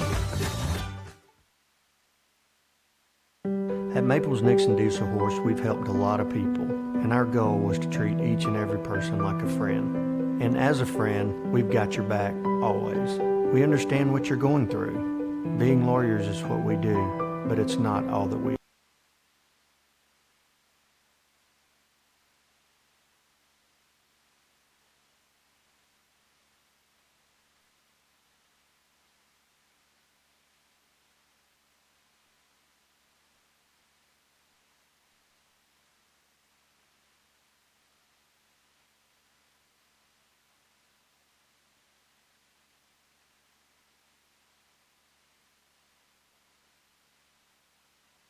season. It's really one of the strengths. It should be one of the strengths of the team. So they got to play well up front, and that's going to be the key to the second half. So again, just kind of coming back from commercial break. I want to remind everybody we got about 3 minutes left, and we'll get the second half underway. So we'll take one more break, and we'll be right back here in just a moment for the start of the second half. lawyers, but as your friends. We are Maples Nixon Diesel Horse, and we are here. While we're waiting on some of our teams to get back from their halftime breaks, we have several ranked teams playing tonight in our Skordle Pay Dirt show. In our Class 2 matchup, both teams are ranked. The Veneta Hornets are ranked 4 in Class 2A. They are playing the second-ranked Rejoice Christian Eagles. Both teams are also undefeated, and this is a district game for them, as are all of our other games. Going down to the Class B matchup, the OBA Academy Trojans are ranked 1 in Class B, playing the Ringwood Red Devils. In the other 2A matchup, the Washington Warriors are ranked number 1 in Class 2A. At the Balco-Forgan-Turpin Cardinals game, the Balco-Forgan Bulls are ranked 5 in Class B. And the Class A matchup between Crescent and Hinton, Crescent is ranked 7 in Class A. And going down to the other Class A game, we have the Hominy Bucks and the Chelsea Green Dragons. Hominy is ranked 5 in Class A. We should be back with one of our games coming out of halftime in the next 2 minutes.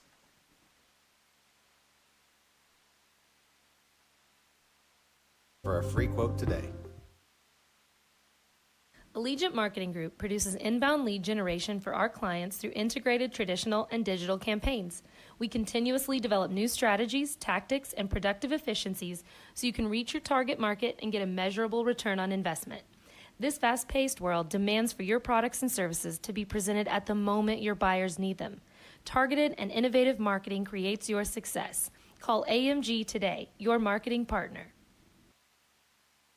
Dr. Matt Dieselhorst at Dieselhorst Sports and Orthopedics can help you get game day ready. Dr. Dieselhorst works with athletes of all ages, taking a coordinated approach to accelerate return to play and maximize athletic performance. His work with pros in sports training, injury prevention, bracing, functional rehabilitation, and imaging works seamlessly with his medical and surgical expertise. Get started by going to Dieselhorst Sports and Orthopedics. Let Dr. Matt Dieselhorst get you back on the field, backing all Oklahoma athletes on the field and off. 2 words, cash back. 2 more words, you're welcome. Remember that jar in your dresser where you would throw your loose change at the end of the day? Then occasionally, you take the jar to the bank to have it counted and enjoy a bit of... Comets will receive first. Number 21, Trevor Rodman.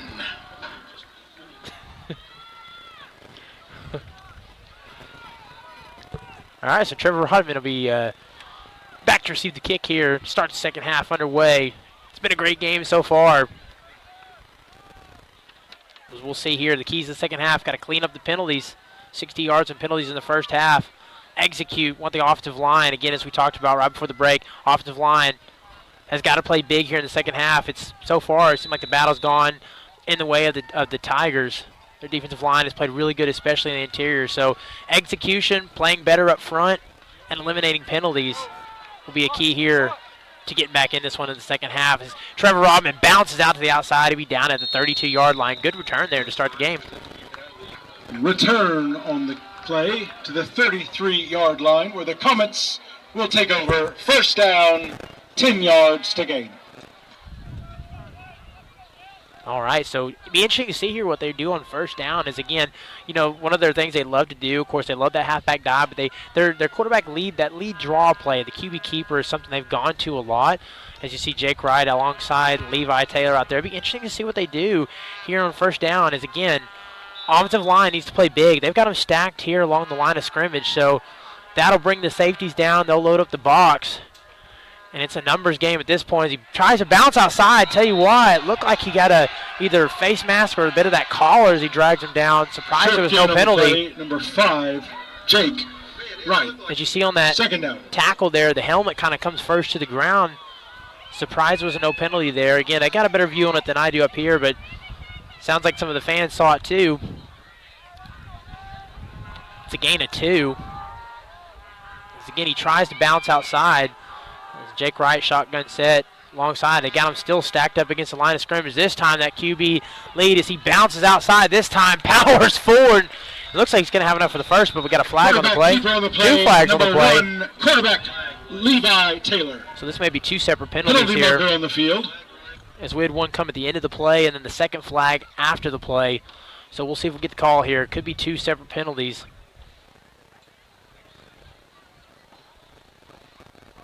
And it looks like one of those is going to be on the offense. Maybe a chop block or something.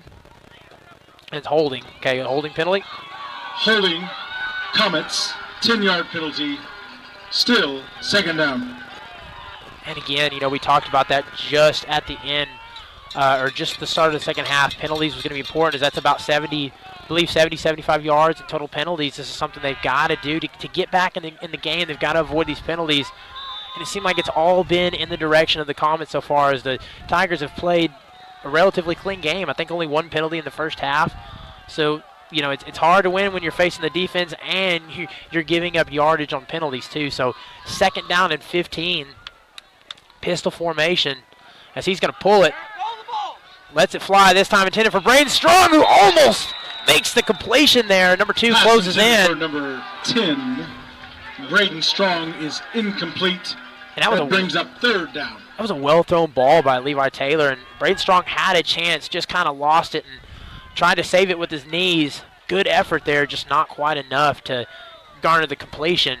So now at 3rd and 15, and if you're the Tigers, this is where you want them, right? You want them in that one-dimensional. So they're going to have to more than likely let it fly here. But again, just 1-score game, so even if you're a 3-and-out here, if you have to punt the ball, or not 3-and-out, but even if you don't get the completion or don't get enough for the first down here, that's okay. It's a 1-score game. It's a lot left to play as 61 gets a good jump, kind of blows that play up. And can they finish? The ball's out. Comets are going to fall on top of it. Good awareness there. Sack on the play. I tell you what, somehow the Tigers. By the Crescent Tigers. As he may have first down, 10 yards to gain. As he may be hurt. I tell you what, somehow it looked like the Comets fell right on top of the ball. I don't know how they managed to get that one back. Timeout on the field. As we got an injury here, I'm not sure how they managed to get that ball back. It looked like it had a pair of Comets fall on top. Maybe that ball kind of squeezed out, or maybe he got a hand underneath it and pulled that one out. But it looks like, based on what the officials are saying, it's Crescent ball. Of course, an injury timeout. So we'll take a break here and come right back on HitComets.tv. Surprised to find there was more in there than you thought.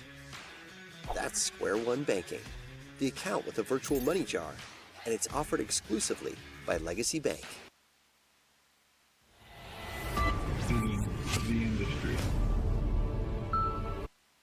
Defensive teams in 8-man have great edge players, and that's what OBA has with Colby and with Boydston.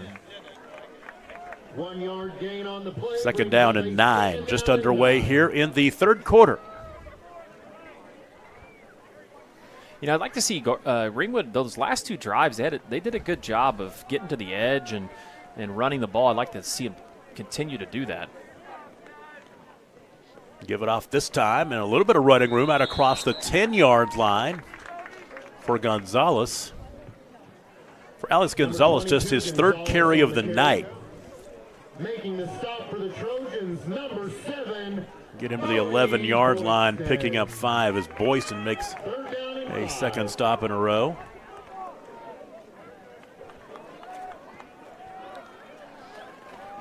Third down and 5. Counter this time, and not a whole lot of room for Gonzalez as he'll be losing yards back to the 9, losing a couple. I think that was Boydson again. He made all 3 tackles. Tackled for a loss by several Trojans on that Well, so play. now OBA is going to take over and have really good field position. And watch out for Judd Cheatham right here, because he could take this one to the house in the short field. Punter's going to stand in his end zone. It is Hayden Hutchins. Oh, low snap, no rush. On the bounce, picked up off of a second bounce. Here comes Cheatham, the 35 to the 30. Flag flies, 15-10-5. He will take it to the house, but this is coming back. Flag is back at the 28-yard line, but a pretty impressive return by Cheatham that won't count. Yeah, we talked about it. In open space, he is really good at keeping his low center of gravity, and he's great at finding holes. He's obviously got speed. He's not just elite speed, but he's so good in the open field. Illegal block in the back. Illegal block in the back will set the Trojans back. They'll mark it off from the 28-yard line. So they will start the drive at the 38 in Ringwood territory. After the penalty is assessed, 9:35 to play in the third quarter. You look at the field position game tonight. Boy, OBA has had tremendous field position all evening. Starting drives, I'll tell you after this play. Cheatham. Oh, he'll be tackled from behind. He'll lose about 3 there. Good job, Ringwood. As he was chased down from behind, I believe that it was 17. I don't have a 17 on the roster. Maybe 12. Cecilia. Okay, it was 12. Rowdy Schmidt, yeah. Those numbers look a little off. They do. They got that font that I hate. That's the first time that they've ran that motion play without Easton in the backfield. They had him kind of as another end, and so I think Ringwood did a good job of obviously knowing that the ball was going to Cheatham there.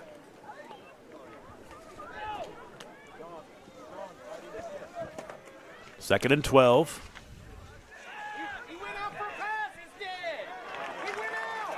There's Colby again. Jake Colby inside the 35-yard line down to the 33, and another flag, and OBA will march back again.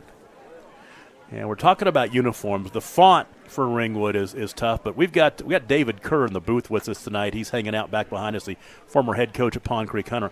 I'm going to tell it right now, some of the worst uniforms of all time. My nightmare at Pond Creek Hunter was the gray on black. Is that what it was? It was gray. No, it was black on gray. Black on gray. Yeah. It was hard to see. I'll admit it.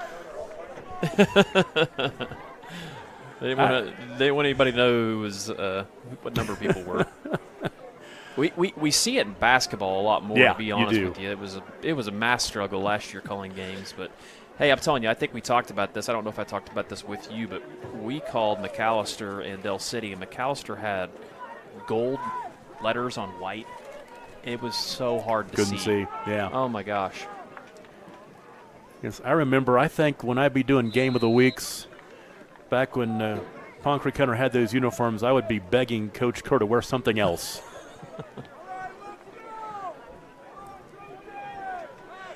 So after the penalty, it's 2nd and 26. Boyson being flushed. Can he step away from this one? He won't. They'll be sacked. Good job. Rowdy Schmidt. Yeah, OBA is going the wrong direction. I think this clock should still be running. We'll mark him back at the 38. Loss of 7. OBA will have a third down and long. Third down and 30 now. It's funny because I don't think they were wearing, Pond Creek Hunter was wearing the uniforms this particular night, but one of the worst experiences calling a football game when it came to seeing was the lighting at Del City. Oh, it was. Back in the playoffs, you're playing. Who you're playing that night? Fox. And it was over at halftime, and I was just so glad that. Well, they have new lights there, by the way. Oh, good. The old ball coach. The old ball coach never doing that one, and we wanted to be at Cheddar's really. We're going to switch over to our 2A matchup between the number 1 ranked Washington Warriors versus the Lindsay Leopards. Again, if you missed it in the first half, the Washington Warriors are coached by Brad Beller, and they have a record this year of 6-0, beating Crooked Oak last week 39-0. The Lindsay Leopards are coached by Sam Hembry with a record this year of 5-1, beating Little Axe last week 44-0. The score right now is 28-0 with Washington in the lead. Touchdown. That's the exact play that other end. Milner stripped the ball, and they blew it dead as an incompletion. The exact same play. Yep. I'd have handed that ball to old Milner right there, let him run it in for him. Instead, Jake Coles gets to celebrate with the team. Second defensive touchdown of the night. First one was Cole Beller. Second one, Jake Coles, as Mason Thomas comes on for the extra point attempt.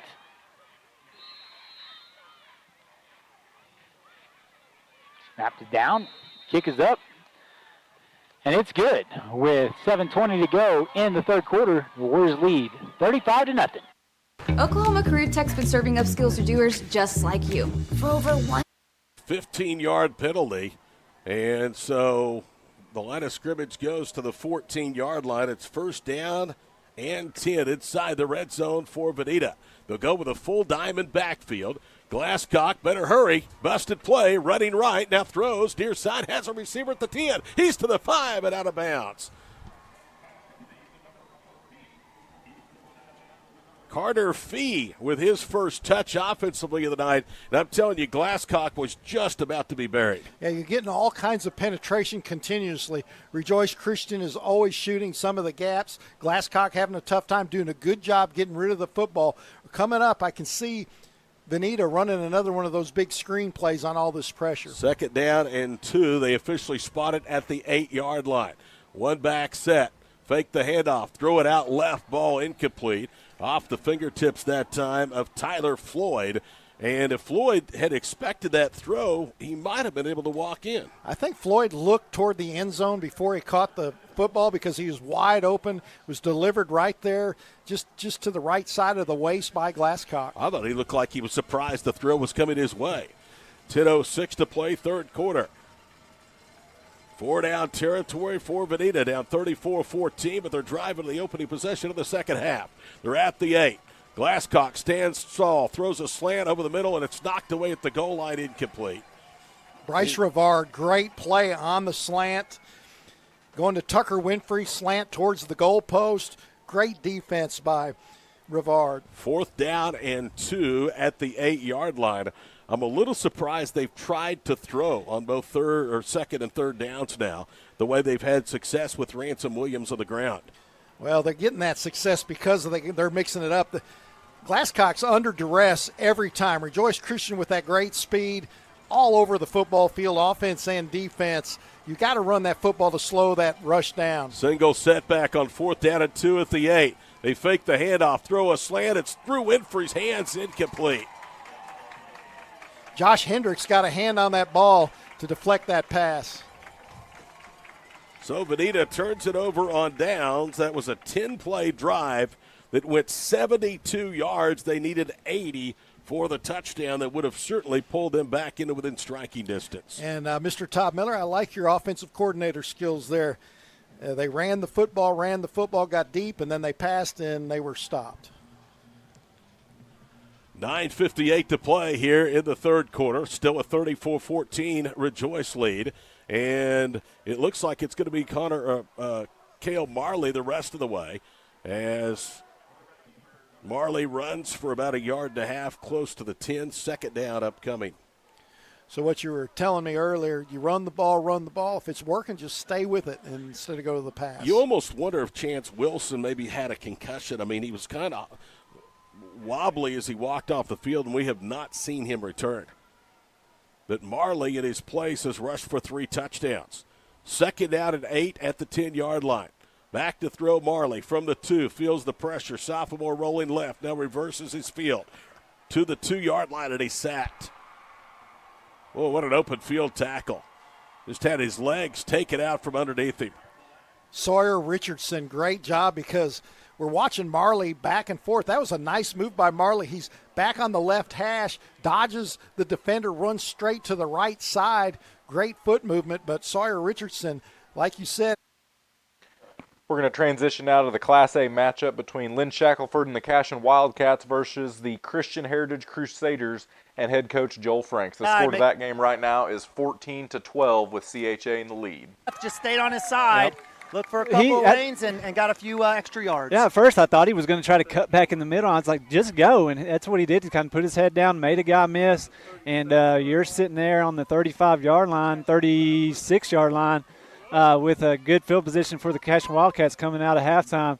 And like I said, this is a huge possession for the Cashion Wildcats just to set the tone in this second half. So Wildcats will go trips up top. Nathan Ababi aced out by himself. Cooper Frazee to the left of Chance Acord. So usual look here for the Wildcats. He's usually Max Brown. That split out. It's Max Brown in the slot. They're going to look for him, and they're going to find him. And they're going to hit to about the 45. He'll be immediately met. It looks like they'll give him actually only forward progress to about the 43.5, even though he caught it at the 45. So nice little start there, a little change up for the Wildcats as Max Brown goes to the slot. They'll flip it now as Max Brown will stay now here on the strong side or the wide side of the hash of the field. Nabavi will go back up top, aced up on himself. Soft coverage here. Acord will look over the sideline. Yeah, I wish they would do just another route just like they did with Max and then let Seth run down the field. Little screen here. They will. They're going to find Max. Good blocking. He'll find a small lane, gets tripped up. Will it be enough for the first down? It looked like it should be. Yeah, it will be. Yeah, so after a gain of 7 on the first play, is now a catch for about 4, and that should be first down and 10. Wildcats get it right at the, looks like the 48, 49-yard line. It'll be right at the 49, so it'll be first and 10. 11:08 here, third quarter action. Frazee with a handoff. He'll get a nice hole, falls forward, protecting the ball. Nice job there by Frazee. He'll pick up an honest 6-7 here. It'll bring up second and about 3 or 4. And Coach Shackelford is pushing those boys to hurry up, trying to get that up-tempo speed going and really be able to throw the Crusaders off balance on defense. Another handoff to Frazee. He'll cut in and nowhere to go as number 54, give credit to him. That is Noah Moex or Mo. Sophomore comes up, fills the gap, and it'll bring up third down and 4. Yeah, and we have lived in 3rd and 4 and 3rd and 5, 3rd and 6 this whole game, but this time we're on our side of the ball with 3rd and 4. I want to see maybe another one of those timing routes where you get about 5 or 6 yards. Acord will keep it. He's going to be a drag. He'll be slowed down, but it's not enough. Acord showing that strength. Nice call there by Coach Shackelford and by Acord. The junior quarterback gets the first down. Chains moving right around the 40-yard line. 10:05 here, third quarter. Wildcats on opening drive already moving into the Christian Heritage side of the field. Wildcats will stay in that 12 personnel. Cowboy back is Camden Maroney, Max Higdon at tight end, and we'll have a flag.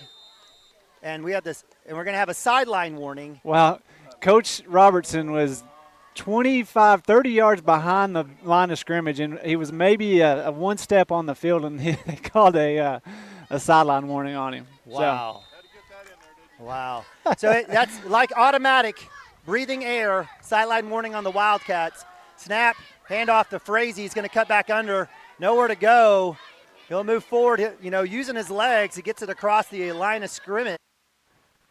We're going to jump now to the matchup between the Metro Christian Patriots, who are ranked 1 in 3A, versus the Kingfisher Yellow Jackets. Come out to get set.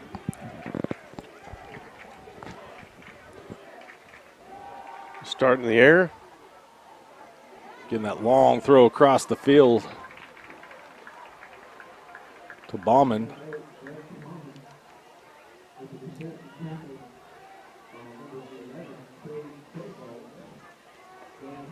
Is that, you said Kovold's? Kovold? Yeah, Case and Blair's out there, okay. Number 2.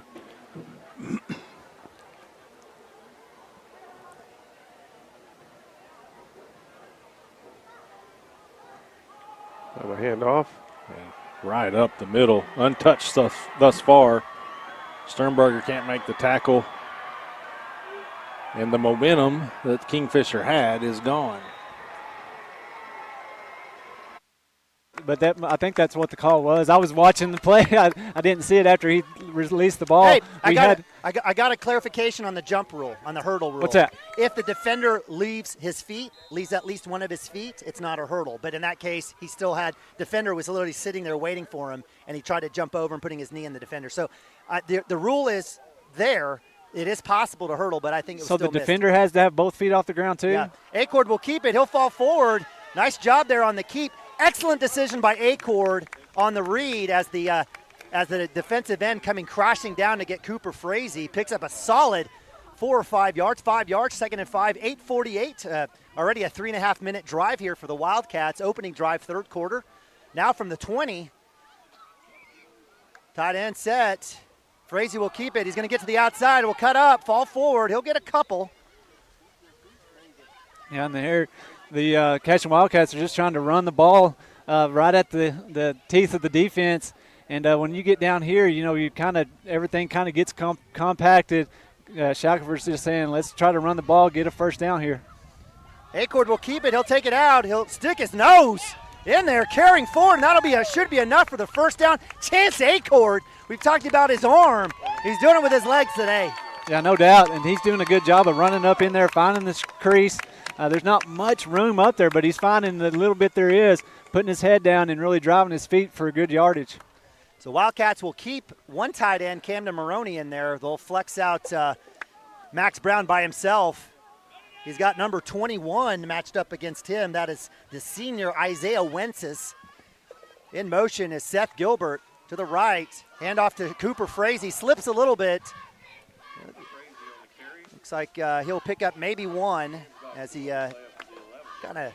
There was a little bit of a cutback lane. Yeah. I think what he was trying to do was kind of put his foot in the ground and cut back. And when he did that, got tripped up. The old turf monster got him and went down before he could really get any yardage. They'll give it back to Frazee. Had a small lane. The ball's on the ground. Loose. It is. It's a fumble. CHA's ball. And Christian Heritage, as Cooper Frazee gets hit across the midsection, still on the ground, and that'll be a turnover. So that's unfortunate as the Wildcats take 4.5 minutes, drive all the way to the 8-yard line, and they fumble the ball where it'll be CHA first down and 10. Yeah, the defense right here just got to take that as a we got the ball, we got them backed up here, and say, offense didn't get the job done. Defense, let's get in here, keep them pinned back, and get the ball back in the hands of our offense with good field position. Wildcats press coverage. Harris on the line. He's going to hand it off back in the backfield. Oh, yes. Carter. Is it a safety? Oh, my close. God. Oh, wow. He was met at the goal line. They're going to give him a yard on that, actually. I think they're giving him 2 yards. No, it's a loss, but he was literally met at the goal line. But they're putting it on the 2-yard line. That is a shame because that ball, if we go to instant replay, he was met at the goal line. So it'll be a 3-yard loss. Preston Cotter.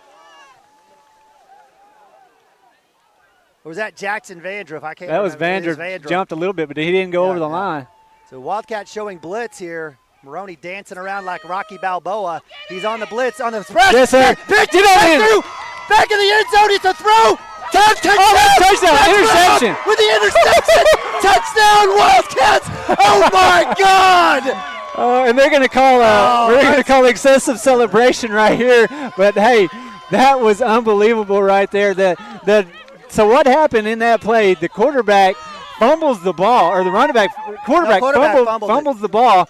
The running back picks the ball up, tries to throw the ball to just, be an incomplete pass right into the hands of Max Brown for the Cashion Wildcat touchdown. So the unorthodox pick six goes to the hands of the senior number 3, Max Brown. And so the touchdown counts. So the Wildcats up now 16-14. Will get the extra point here as Matthew Stockton will hustle out. Brian Nabavi on the hold. Christensen on the kick. Let's see what happens here after the call. So we'll have the confirmation of the touchdown, and it'll be most likely assessed on the extra point. So put the 6 on the board as the Wildcats get an amazing defensive score. And you talked about a partner deep, a chance for the Wildcats. So they're going to put the offense back out there. There we go. I love it. And try to go for 2. What was the call?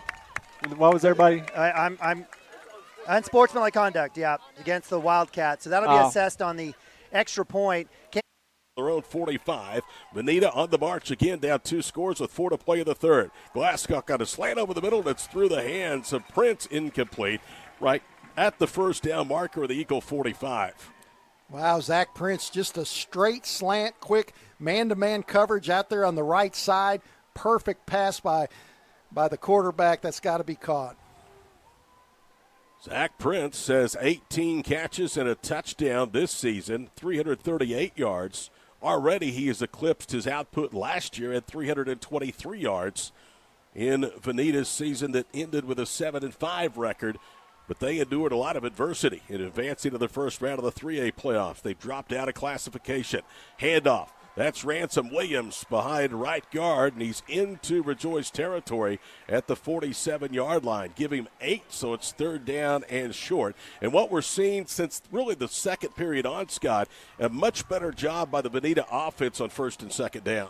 Yeah, and Dylan Allen, the left tackle, pulled for Veneta, but Williams cut off of him on the left side.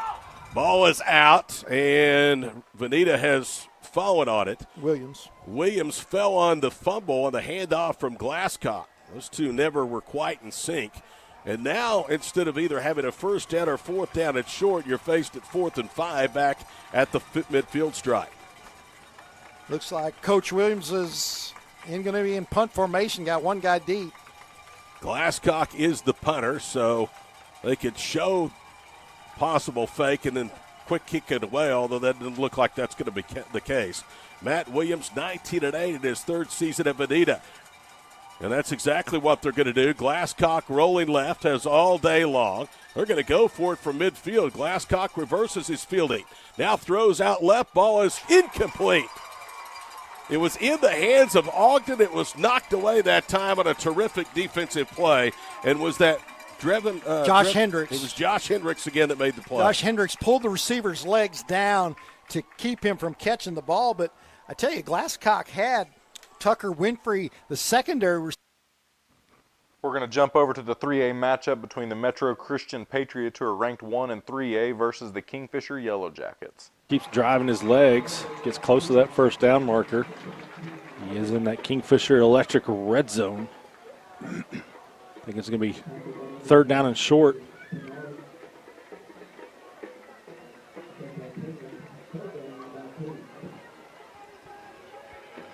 This drive started at 11:04. We're now at 7 minutes, 20 seconds. Stevenson Insurance Center 3rd down. You got Reagan and Evans in the backfield. Quarterback under center. Gets it to Barton. Got the 2 lead blockers, and I tell you, Barton showed a little power there himself as well. Got the 1st down. F&M Bank 1st down, Kingfisher.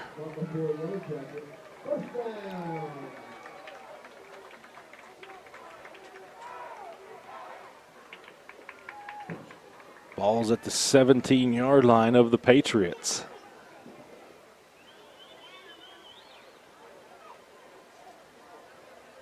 Got to be quicker with that one. Oh, yeah. Got to be quicker with that one.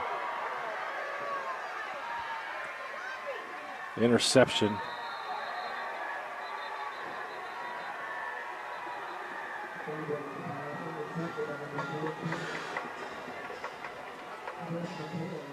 Tried a little jump throw and didn't have anything on it.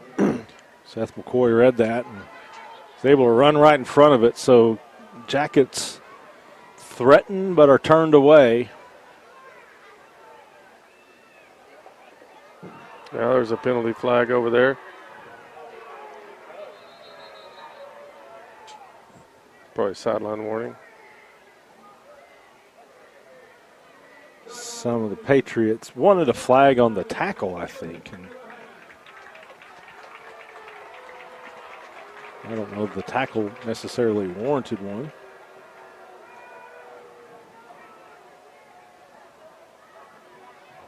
So some of the Patriots may have been voicing their displeasure with that and stayed out there a little too long. But it is an interception by the visitors. They have the ball at the Kingfisher 36-yard line after the solid return.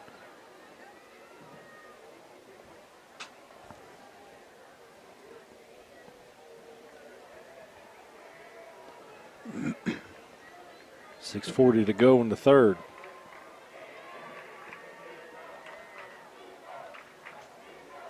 Hand off again. Another big hole to run through. That time, Tag Campbell. We're going to jump now to the Class A matchup between the ranked 7 Crescent Tigers and the Hinton Comets. Before on a little out route in the flats. Third down, 12 yards to gain. Now instead of staring down a 3rd and 20 or a 3rd and 22, you're looking at a 3rd and 12, a lot more manageable here. And again, all right, fans, once more. We've got a pretty good kicker. Let's rumble!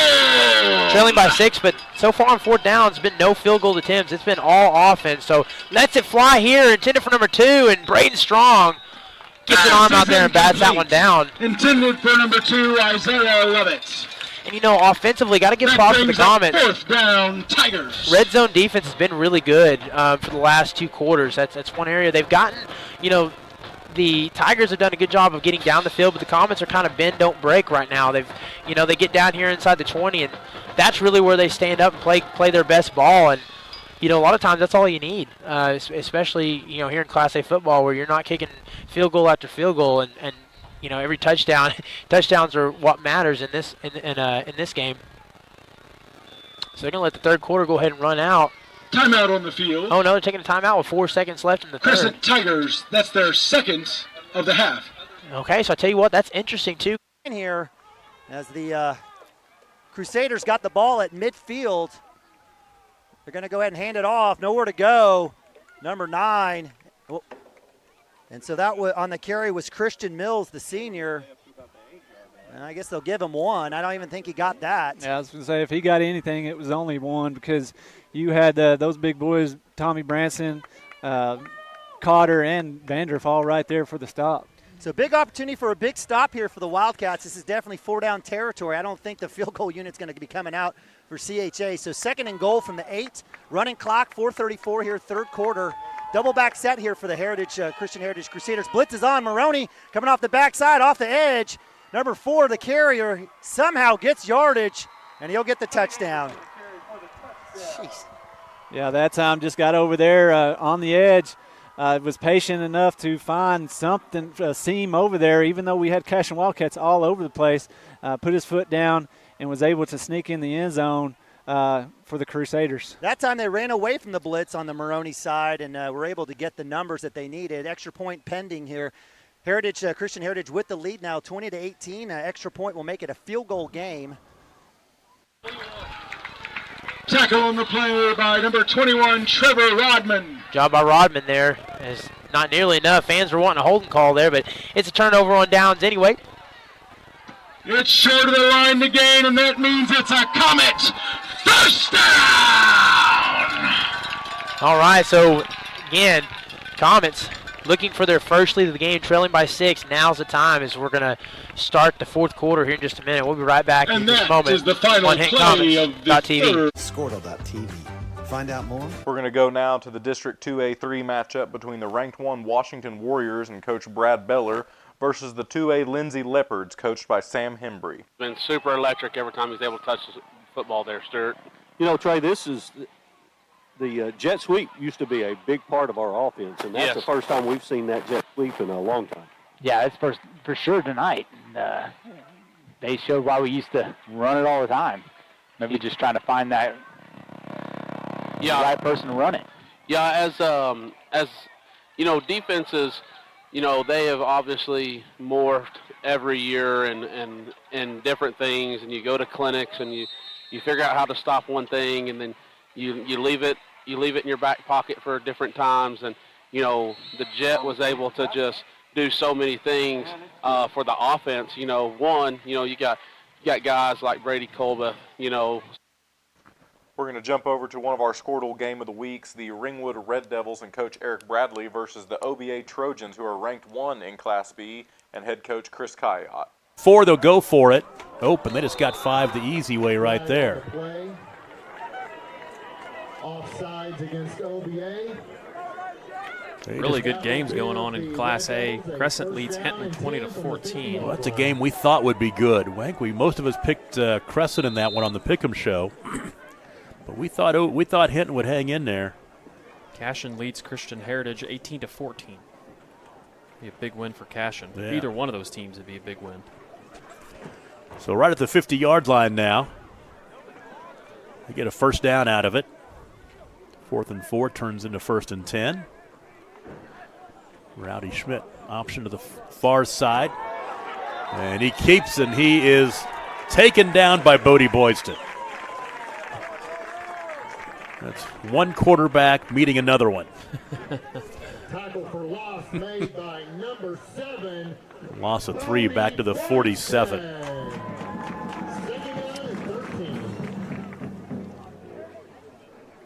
Yeah, Bodie Boydston. UCO wants him bad. He was down there at a game a couple weeks ago. I know he went to Pittsburgh State on a recruiting trip. He's going to get a lot of D2 looks. We're going to jump back over to the 3A matchup between the Metro Christian Patriots and the Kingfisher Yellow Jackets. Predatory, not very deep. Almost bobbled that fair catch, but it is made. Metro will have it at its own 25. 5:17 to go, third quarter. Kingfisher only 8:10 off the clock with that drive.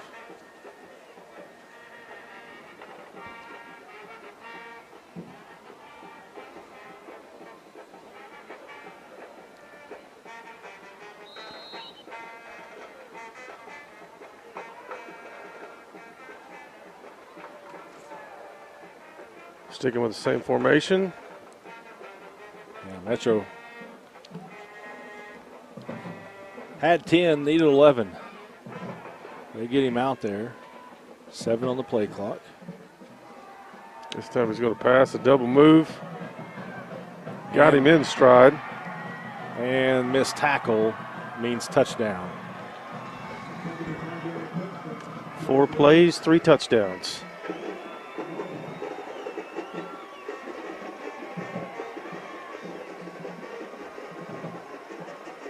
$75-yard strike that time. Ends the third quarter. Peyton Cole. Peyton Cole makes the stop. It'll be third down and short, Veneta, when we start the fourth quarter in suburban Tulsa. 12 minutes to play in this 2A heavyweight matchup between 6-0 Veneta and Rejoice Christian.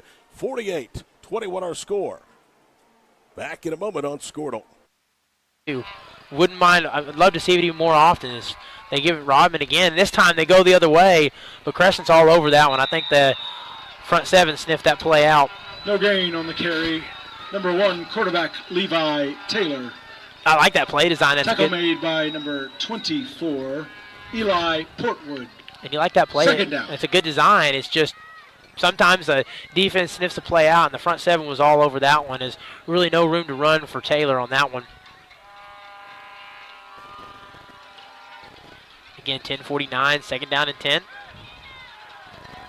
Have to believe at some point they got Craighead and Braden Strong on the right side. Have to believe at some point in time you're going to see him going to let it fly again.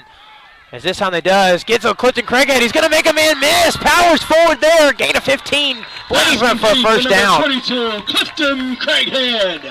And that's enough for another Comets first down. And Clifton Craighead, what a great game he's had. Can't say enough about it. You know, got some opportunities last week, as we said earlier in the broadcast, and this week he is capitalizing on it, and this is a great game to do that in. You know, if you're going to do it in a game, a big district game like this where you need a win and you need someone to come up and make some big plays, this is a great game to do it. And Clifton Craighead, what a game he's having. And so they'll roll here, pistol formation, Craighead and Strong to the left side, a wing to the and a wing on that end too, as he's going to fight forward there, try to get every inch of yardage he can. 3-yard gain on the play. And it's a gain of 3 by Jake Wright. Jake Wright. Second down.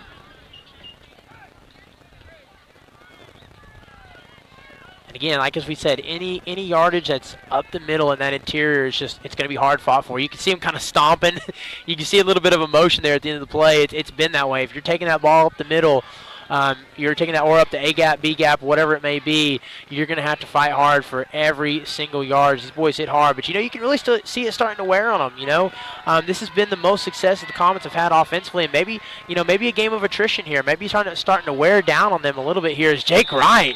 He's going to get some more yards. That's a big second down play. That puts him in third and short. Number 5, Jake Wright. That sets up third down. That's a big play right there, and this is exactly what Coach Potter wants. He'll tell you this time and time again, get you in a spot where you're third down and short, because this puts you in a manageable down and distance, and you can do what you want to do. You want to try to get the passing attack going, great. You want to do your QB keeper, great. You want to sneak it over the line here like they might be about to do, and they are, great. Although oh my goodness, they just got stood up by the Tigers. That was no gain on the quarterback carry, number 1. Quarterback Levi Taylor. All right, but trailing by 6, fourth down. Midfield, fourth down, and it's a long one if it's one. Almost looks like 4th down and 2. It's a long one. Do you bring the punt team out or do you go for it here? And they're bringing in, there's Crease Douglas and Thomas Strother as they're bringing in the size. They're going for it here. They got them all on the line. Here we go. Who wants it more? Snap. Hands off. There's the train. Falls forward. Drops his shoulder. It looks like he has enough for the first. First down on the carry, number 68. There you go. Thomas Schroeder. Yeah, you love to see that. The train in action. What a great play there. I just love that. I absolutely love that. It's tough not to get emotionally excited seeing that. They had that play stood up, but the size and the strength of Thomas Strother, just because you stand him at the line of scrimmage does not mean he's not going to get that 1 or 2 yards that you need. And great finish there. I love that play. So they're going to hit Braden Strong quick, throws a man off, cuts back, sliding down at the 41-yard line. 9 yards. We're looking at 2nd down and 2. Strong. And again, down by number 24, Eli Portwood, 2nd down. And again, I like it by Coach Potter. Got to give credit there, too. That's a gutsy call. We've talked about gutsy calls tonight. There's one from Coach Potter. You're at midfield. It's a 6-point game. You still got 8 minutes and change left. And to go for that, to put that trust and faith in your guys, you love to see that. It's a great call by Coach Potter. Coach Craig had out on one end, Strong on the other. All the rest bunched up along the line of scrimmage. It's going to be the keeper here. This time tries to push forward, a flag on the play. Gains about 2. It's going to be carry on the was right at the line of scrimmage on the forward pass. Cooper Frazee, fake, going deep, post play to Max Brown. Wide open catch to the 5. Touchdown, baby. Touchdown, Cash and Wildcats. Max Brown, 41-yard hook up, and the Wildcats take the lead. Yeah, no doubt. That was a great pass right there. Max Brown did a great job of getting in position, and the defensive back tried to kind of cut underneath that, and he Chance Acord did a great job of just kind of floating that out there. See another. We're going to jump over to the Class B matchup between the OBA Trojans and the Ringwood Red Devils. Nunez. Like Bodie Boyson said, okay, we'll get you to the end zone this time. 10-yard hookup. Down. That's a good spot. That's plenty enough for a first down. That's a good spot. So that's enough for our Comets. First down. So he got stood up, but again, just because you stand him up does not mean the play's over. You play to the whistle, and he did a good job there of spinning and rolling. I guess by the time he fell down and a knee or elbow got on the ground, he had the first down anyway, but they gave him, almost feels like they gave him another yard or 2 tacked on top of that. So Comets going to run quickly here. They want to get another play off. 1st and 10. QB keeper, something they like, and for good reason. Good reason there. He gains about 5 on that one. Pickup of 7 yards. Quarterback number 1, Levi Taylor, tackled by number 54, Mason Payne. 2nd down. 2nd down and 5 here. So again, a good game there. They saw something they liked. They wanted to run the hurry up and worked well, as again, 6:15. They're putting themselves in a position here, and of course you can't automatically just rule in a score, but as that clock continues to run, this is the kind of the offense that the Comets love to play. This is their bread and butter. It's slow, it's methodical, it chews off a lot of clock, it really wears down the defense, and if they can get a score and get it in late enough, it's just going to be 3rd and short again. Quarterback keeper on the play. Number 1, Levi Taylor. Result of the play. That's going to be 3rd and short, 3rd and inches again, and at 5:45 again, if you can score and chew up just enough clock, the offense doesn't really have time. Timeout on the field. It's going to take some time here. They may be wanting to look the spot over this one. It's close. Not the one. And it's 4th down and 11. Veneta at the Rejoice 35-yard line. 8:17 to play in the ball game. 3 receivers wide right. Glasscock under pressure, sets up a screen left. Ball was caught. Ransom Williams 30-25, first down to the 20. Breaks a tackle and he's into the end zone for a touchdown. He got out of an ankle tackle as they tried to angle and hit him out of bounds. And the dexterity by Ransom Williams, who's having a terrific night, keeps this game alive for Veneta. Great call by head coach Matt Williams. Again, that screen's been working. Of course, Rejoice Christian with the great penetration all the time. You let a couple of them rushers come by. Glasscock got the ball over that initial rush to the main man, Williams, that's making the plays. Broke that one tackle, as you mentioned, and is goodbye city. Tumbro on for the extra point, and it is on the way, and it is good. I'll tell you what, he is right down the middle, like one dog off the tee box. 8:14 to play, 48-28 our score on the Skordle Game of the Week. We're going to jump back now to the Class A matchup between the Crescent Tigers, who are ranked 7 in Class A, and the Hinton Comets. Braden Strong, he's got some space. Oh, so close. Pass is incomplete, intended for number 10. Man, that was intended for Strong, and that play looked like it was set up for a big gain. Pretty good throw. Strong had the angle there. He had some space. Thought that one was going to be complete. It must have missed by maybe a yard at most. And you like that play there, and like the route. Good route there. Sometimes you just don't connect. Execution, Comets starting to execute a lot better. That's just a missed opportunity right there. That's one they missed. They'd like to have that one back. But no worries, 2nd down and 10. Handoff this time, run out to the left side. He just needs to follow his block. Ryan Lytle lays one block and a second one. Comes back inside to the 10 to 5. Touchdown, Comets!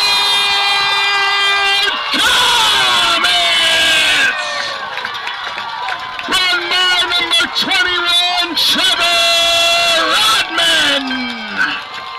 Trevor Rodman with his 2nd touchdown of the game. How about that? And the Comets are one extra point attempt away from the first lead of the night. But I can tell you what, I can't talk about this play without giving credit to Ryan Lytle. I just can't. Not only did Ryan Lytle lay that first block, but he was able to kind of chip that block off and get the final one downfield. He didn't lay one block, but he laid 2 blocks. And they were 2 of the most important blocks. And then how about that? Snap, it's on the ground. They're going to try to punt it. He does get it off. That's going to float, hit around the 45. We have a whistle. What is the whistle for? Yeah, I don't know what is going on. They blew the whistle. It was a punt. You almost think Cooper Frazee could have caught the ball and maybe gone for a touch. Did you see Cooper coming up there? If the whistle wouldn't have blown, he might have tried to catch that and go. Oh, so they're going to get a fresh down here, so I'm not sure what happened. Nobody heard a whistle. The snap was made. Another crucial officiating move. So we should have had the ball at least about the 40-yard line. At least. And so, and of course, what do you expect out of this? A huge punt by Christian Heritage that will get a roll inside the 28-yard line for no apparent reason. Yeah, we have no idea. I guess there was an inadvertent whistle, and the rule on inadvertent whistle is you completely play the down over. So that's what happened there is they said that there was a whistle, and they were able to replay the down with no consequence for a bad snap or a bad punt. And you're able to get out there and have a great punt and put the ball back all the way at the 28-yard line. So, Cashin, that is almost a 30-yard difference or 40-yard difference based on an inadvertent whistle. Acord with the handoff to Maroney, he'll bowl forward. He'll get a couple. Nice solid run there. Give credit to tackle there by Christian Heritage, linebacker number 24. That is Landon Bean. And so with that, that'll be the end of the fourth quarter on what has been a strange Halloween-like game as the Wildcats have a 5-point lead, 25-20. Yeah, we'll keep it here. Here's the thing. You come out. Miller Scott Wadish with you from northeastern Oklahoma. First time Skordle was ever visited here to the friendly confines of Rejoice Christian. Man, a bunch of good people here. Great place to work, and, they've got a heck of an athletic program as well. Celebrating their 30th year as a school this season. 2nd and a yard to the 42-yard line. 2 backs in the backfield. They'll hand it off to Jacobs, makes a cut, dragging a defender with him. And he's tackled to the 35 for a gain of 7 on 2nd and short. Tell you, Gunnar Huffman for Veneta grabbed Jenkins by the ankles. I don't know, man. Jenkins might have went all the way if it wasn't for that tackle. Well, you've got to get him to the ground, though, Scott. This ankle tackling is just not doing it against these small and quick backs. Well, Coach Brent Marley, he's just wanting to run out the clock now up 20. There's 6:37 left to play, and you're right. If you can't stop them early, they're just going to chew up the clock and eventually score again. I think I told you earlier, 6 of the last 7 years, this would be, it would be 6 out of the last 7 years, a double-digit win season for Rejoice Christian. If they get it tonight, they're certainly going to win 10 or more games, probably finish the season undefeated. And a handoff again to Jacobs. This time he's dropped, and that is Ransom Williams. Yeah, I think that was for a loss. Maybe a half-yard loss.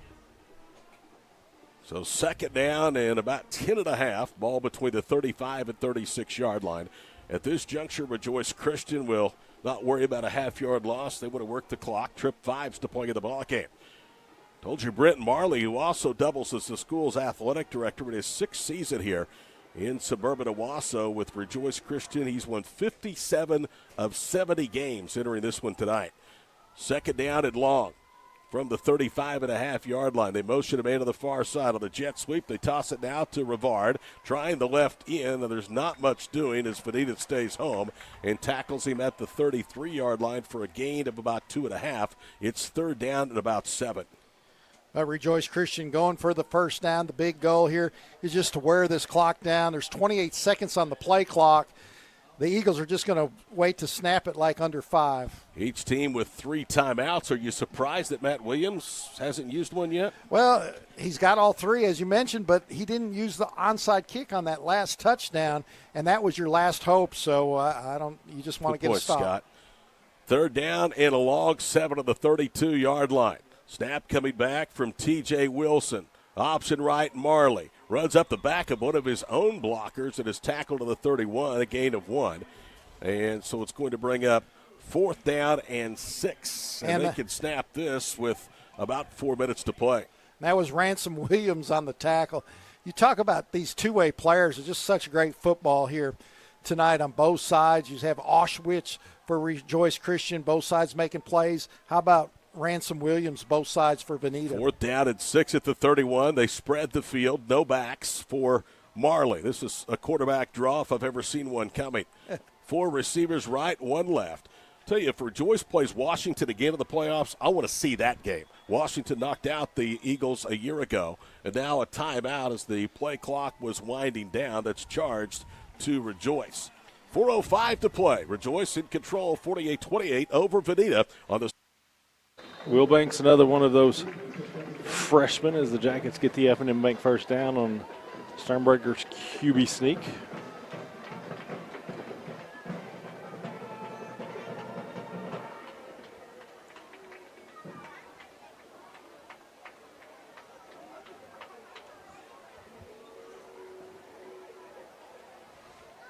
I don't know what we did to warrant that statement there.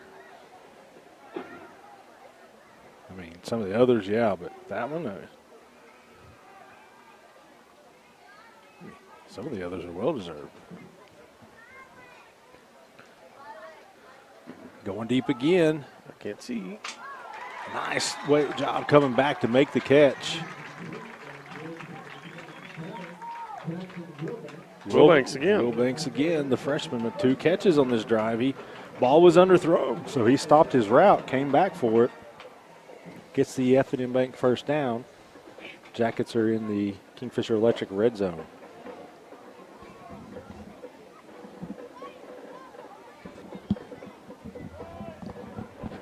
Ball spotted at the 17-yard line to be first down and 10, 9:40 to play. Cooper in the backfield now. He'll run behind Cooper. Oh, he should have stayed behind Cooper.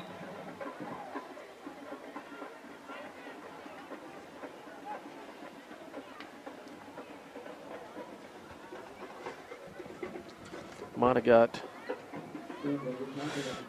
lost a yard. Sternberger coming up limping a little bit Yeah, there, flexing that right leg. He's going to call for a handoff here. Yeah.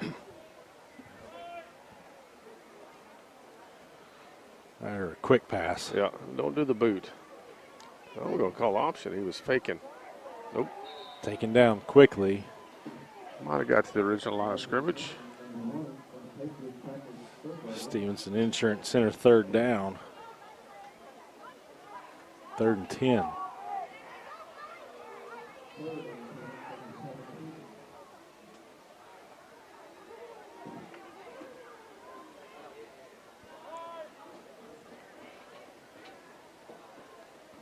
Clock moving, 8:20 to play.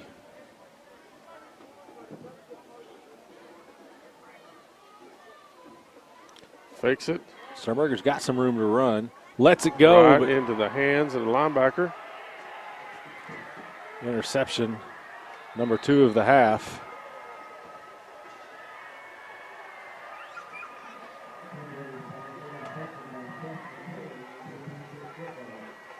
Sternberger has to go make the tackle.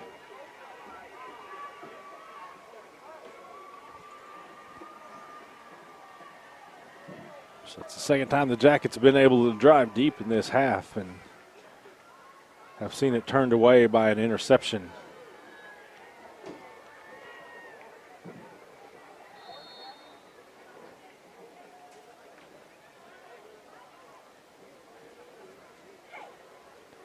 Metro has it now at the 44-yard line. 44. We're going to go now to one of our Skordle game of the weeks, the ranked 4 Veneta Hornets versus the ranked 2 Rejoice Christian Eagles. We also have a final score update for you.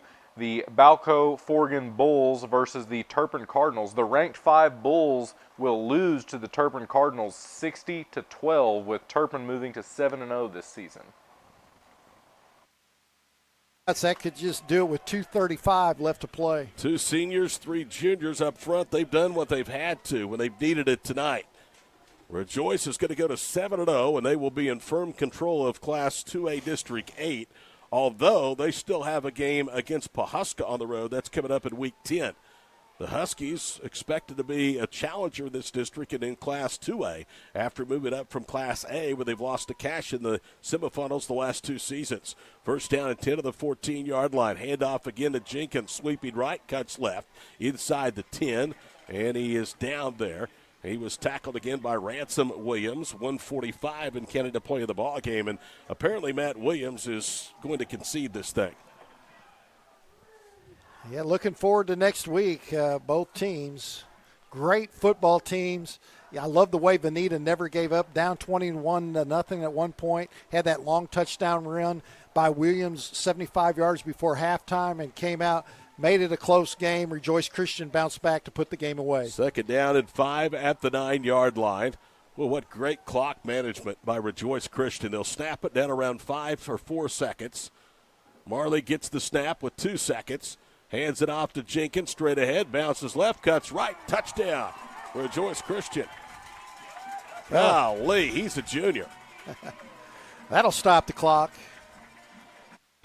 And, let your defensive linemen do their job, plug holes, get pressure, and that's really what they've done the last 2 drives. That last play was great. Number 7, he's got athleticism. It reminds me a lot of that quarterback they faced last week against Western Heights. He has the athleticism. He does a really good job of evading pressures. They're going to sub Ryan Lytle back in. And they'll break from this officiating timeout here. It should keep the clock rolling once they break from the time.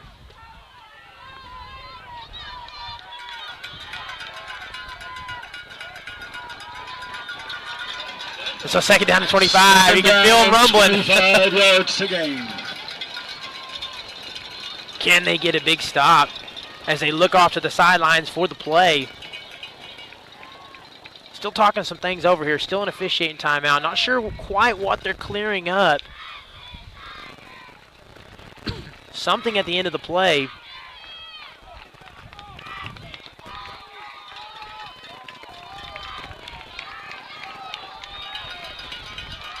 All right, so finally the break here. Clock will be rolling. White hat signal. Shotgun snap. 3-by-1. Has to let it fly. Does. Has to make one man miss. Can Hunter Helms make the open field tackle? He does. He gets some assistance from Clifton Craighead. By number 4, Hunter Helms. That sets up third down. All right, third down and a mile. Third down and a country mile. How about that? And at this point, you don't want to... All right, Comet Nation, this is the moment you came for. It's third down and 29 yards. Get up on your feet and make some noise. It's almost looked like the Hail Mary formation. Are they going to try to get some of those yards back? Yeah, they're just going to let it fly. And I tell you what, right in position to make the interception. Number 2 wanting a flag on that. No flag, of course. Clifton Craighead. Number 2, Isaiah Levitt. Laying out, jumping his body, going full extension there to break that one up. And that's just heaving up a prayer. That's that Hail Mary. Come back up. Tackle's made. Is it enough for a first down? No, it's not. It's short. It's going to be fourth down. No, it's going to be first down. It is going to be first down. We've got to be able to cover that flat out there. That's what's killing us the whole night has been that flat. And what it is that tight end is just going out there and doing about a 5-yard route to the flat. They're kind of clearing out deep on that side, and our defensive back just can't get there in time to make a play on that out route. First and goal from the 10. Branson on the blitz. Matthew Stockton in the middle. Preston Cotter there. So Christian Heritage trying to start a fight with Jackson Vandruff. Not a smart move. No call, though, as the running back pops Vandruff in the helmet.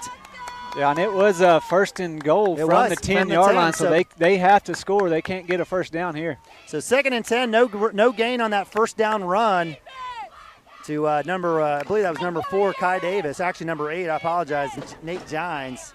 No, I apologize, number 9. Sorry, I had it on the field cam. I was getting a little excited and wasn't paying attention to what I was doing. Back to pass. Harris looking to his right. Across the middle. It's caught.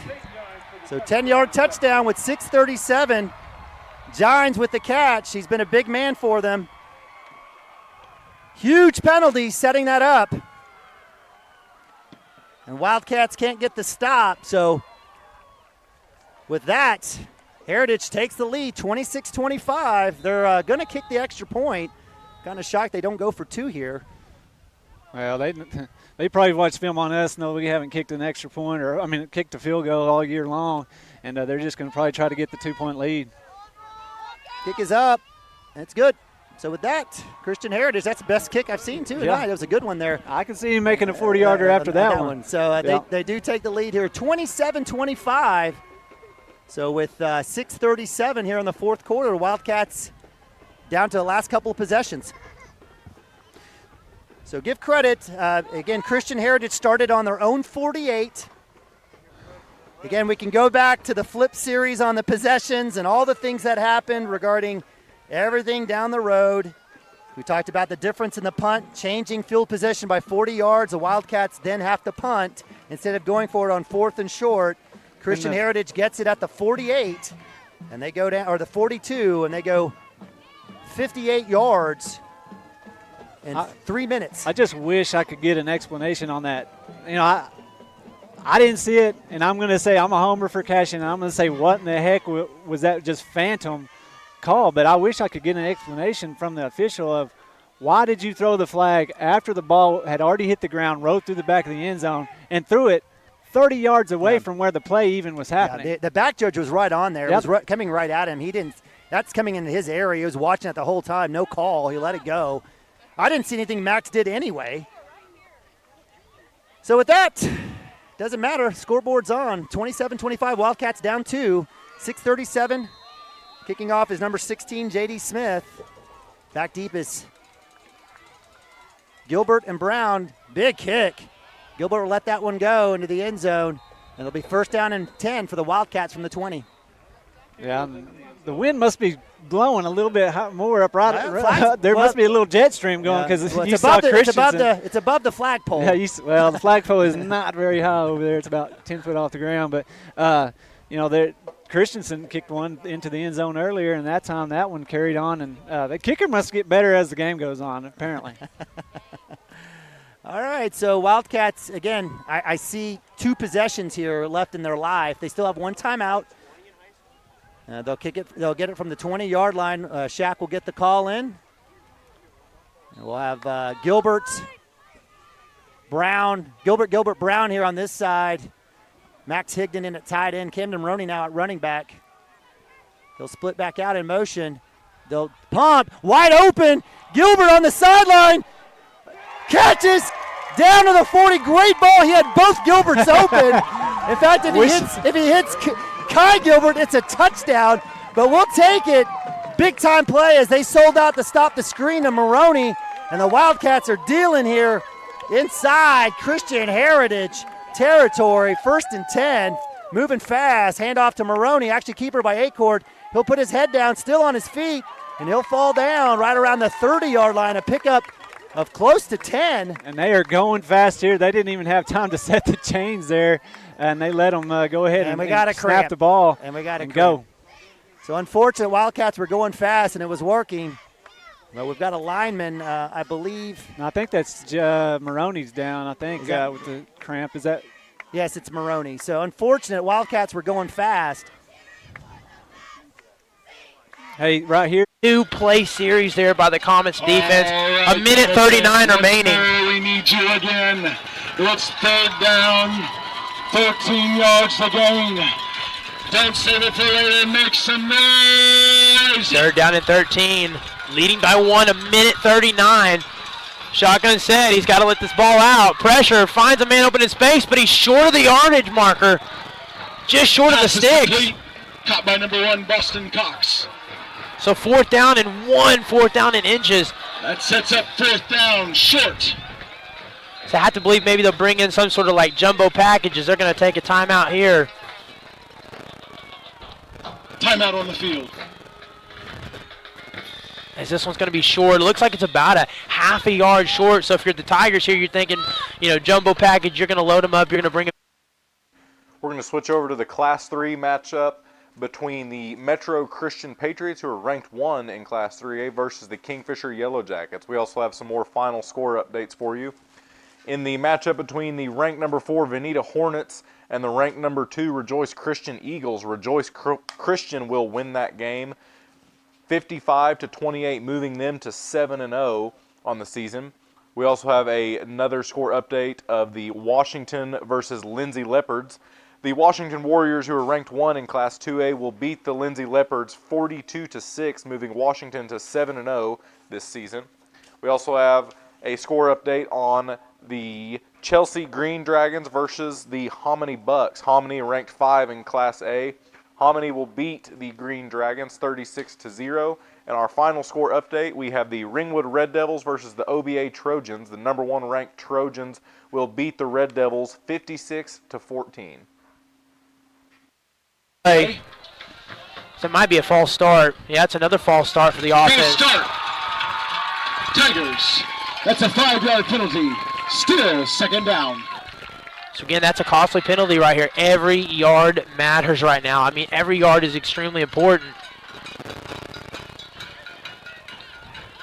And it's been a tale of 2 halves. Comets have done a much better job this second half of staying out of penalty trouble. And that penalties, they've had some costly penalties. The Tigers have this time. And this time I'm going to keep it here. Rolls out to the left side. Follows number 7. Lays a block, but not a good enough one. Is they're going to drive him out, but then a flag late. I bet they're going to throw this one on Braden Strong. On the field. Oh, you'd hope this isn't a personal foul. As he kind of drove him to the ground, but another final score update for you. The Metro Christian Patriots versus the Kingfisher Yellow Jackets in the District 3A1 game. The number 1 ranked Metro Christian Patriots will beat the Yellow Jackets 42-7, moving the Patriots to 6-0 this season. Foul on Hinton. I think it's just a matter of he's out of bounds. You got to let go of him at that point. I think first down and goal to gain. I think he just drove him to the ground, and again, both teams do that. It's just sometimes you get the call, sometimes you don't. They're going to keep it here. Another flag. This may be another false start. Marker on the field. Yeah, another false start. Another false start on the Comets. So if you're the coaching staff, you got to pull your hair. You might be about to pull your hair out at this point. If you're the coaching staff, like, it's hard to win. It's hard to score when you're going backwards. So Comets will take it though. These are two really, really good penalties for the Comets. I think both of these teams can feel the pressure here. They can feel the importance of this game. This is an incredible game. This time Barwell, but somehow falls back in his hands, and you just got to save it at this point. Falling forward, Thomas Strother dragged him to the ground. Short gain on the carry by number 7, Cade. We may need a timeout from second down. We may get a timeout from one of these two teams here in just a second. They maximize. That's all a dead ball penalty, Yep. like all dead ball. That is unbelievable. I just don't understand how that is even.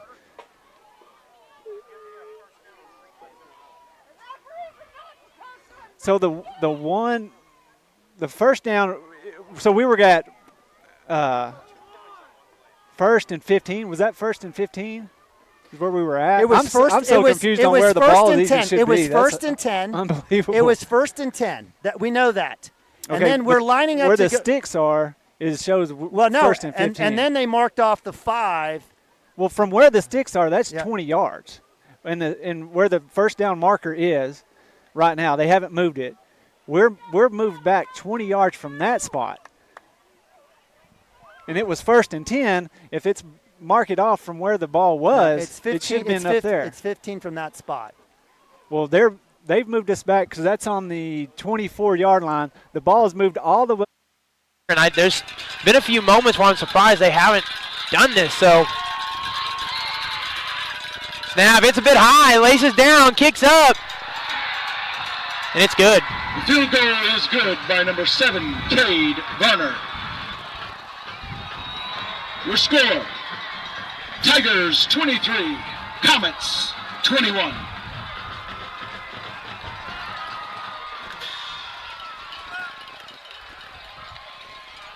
And the field goal attempt is good. That'll put the Tigers up 23-21. They're still the first down marker was 5 yards behind the original line of scrimmage. Now it's back up to the line of scrimmage. Christian Heritage. Well, see, that's what I'm saying. I don't understand. If they called a legal shift, there was only one flag. If he didn't call illegal. He didn't call 12 men, which is a hand on top of the head. He didn't call that, right? The only thing I thought I saw was unsportsmanlike. Or across the chest. Across the chest. He didn't do that. He put his hands out for unsportsmanlike. So at minimum, it should be 15 from that spot. And so now he's going to have to go explain to Christian Heritage coach how they picked up 20 yards. I mean, legit, the first down marker is at the 25-yard line. The ball is spotted at the 44-yard line. So that right there is a 20-yard penalty, whatever it was, without the ball even snapping, without a snap of the ball. It was first and 10. No snap of the ball. Somehow we got a 20-yard penalty without the ball even snapping. And if you go back and watch the video, they are lining up. I have no idea how you can get an unsportsmanlike. Unless there was something said. And that's in essence but we only saw one flag. There should have been a legal substitution potentially, but we never had a chance to set. Gilbert comes off. That would have been 5, right? Which moves it, and then. Can he follow a block? And does, out of bounds. So solid field position here. Rodman. Comets will take over their first down, 10 yards to gain. That does run off about 5 seconds, so 12 seconds left. And again, if you're the Comets here, it's chunk play time. You know, you might have to, it'd be interesting to see what Coach Potter dials up, but You got to let this ball fly. Now, you might run. Again, you got one timeout, so you might run one play to try to gain like 10, 15, 20 yards to get yourself in the range where Levi can aim it for the end zone. 'Cause you're obviously too far out to throw for the end zone right now, but, maybe you try to set yourself up.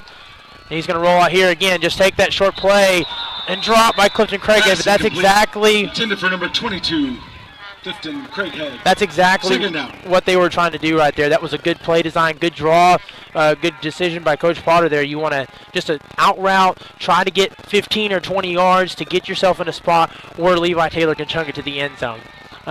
Now, 8 seconds left. You still got one timeout. You can still do that on this play. If you want to get 15, 20 yards on this one, you want to try to draw up a similar play where they're playing that prevent, only rushing 3. You can still do that, and that's what they're going to do. This time throws it the opposite way as he kind of gets out in front of this one. Braden Strong lays out, and tries to make a play on it. They're going to say no good. Number 10, Braden Strong.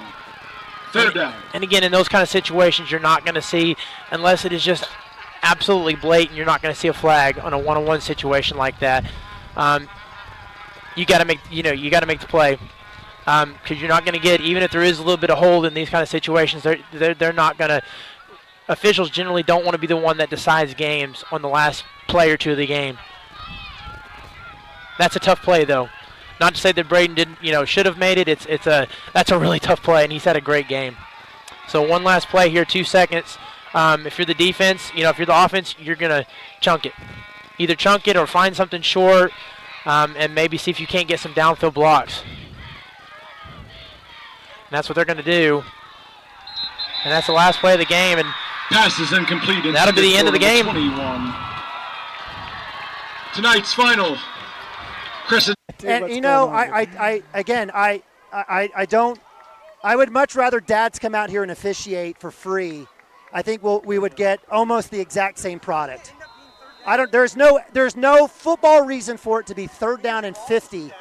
You don't lose 2 downs on a penalty. On a penalty. When the ball has not been snapped. Dead ball. Now it's still 3rd down. I'm going to have to go back and at least try to figure it out at some point. Cooper Frazee with the big catch. Let's go. On 3rd down, which should have been third first down. down. And 80. 3rd down and 80. When it should have been 1st down, give us the penalty. That's fine. I don't understand about how it went from 1st down to 3rd down. There's no reason. You cannot defend this. Chris, you can't defend it. You can't defend it. And it's just calls that they made when no play was made. No, the ball hadn't even been snapped. We had just gotten a 1st down. So trips right, 4th and 6. Huge play by Frazee from A-Court, who stepped up in the pocket. Maroney across the middle. And that's going to go deflected. And this is a joke. I've seen it all. Yeah, because, did we run the ball on that play prior? No, it was first down. Everything that happened? We had just gotten a 1st down. We had just gotten a 1st down. We ran for a 1st down. We've got another final score update. The Crescent Tigers versus the Hinton Comets. Crescent is ranked 7 in Class A. They will beat the Hinton Comets 23-21, kicking a field goal to win that game. That was a district game for District A3, and that moves the Crescent Tigers to an undefeated record this season of 6-0. Baby, thanks, baby. It's all this clean living. 4:24 on the clock. Turnover of downs. We've got another stop. Let's just go home. This is an abomination of amateur athletics. I have no idea. Shaq is sitting down there who just can't believe what he's seeing, which nobody on this side of the football field understands. If I'm on the other side of the football, I'm going, what? How did that happen? Jake Branson with the tackle. No whistle as forward progress clearly stopped, but the Cashin fans are calling for it to be 4th down since that was how we were operating on the other side of the football. But we'll be 2nd down and about 7 yards. Chris, I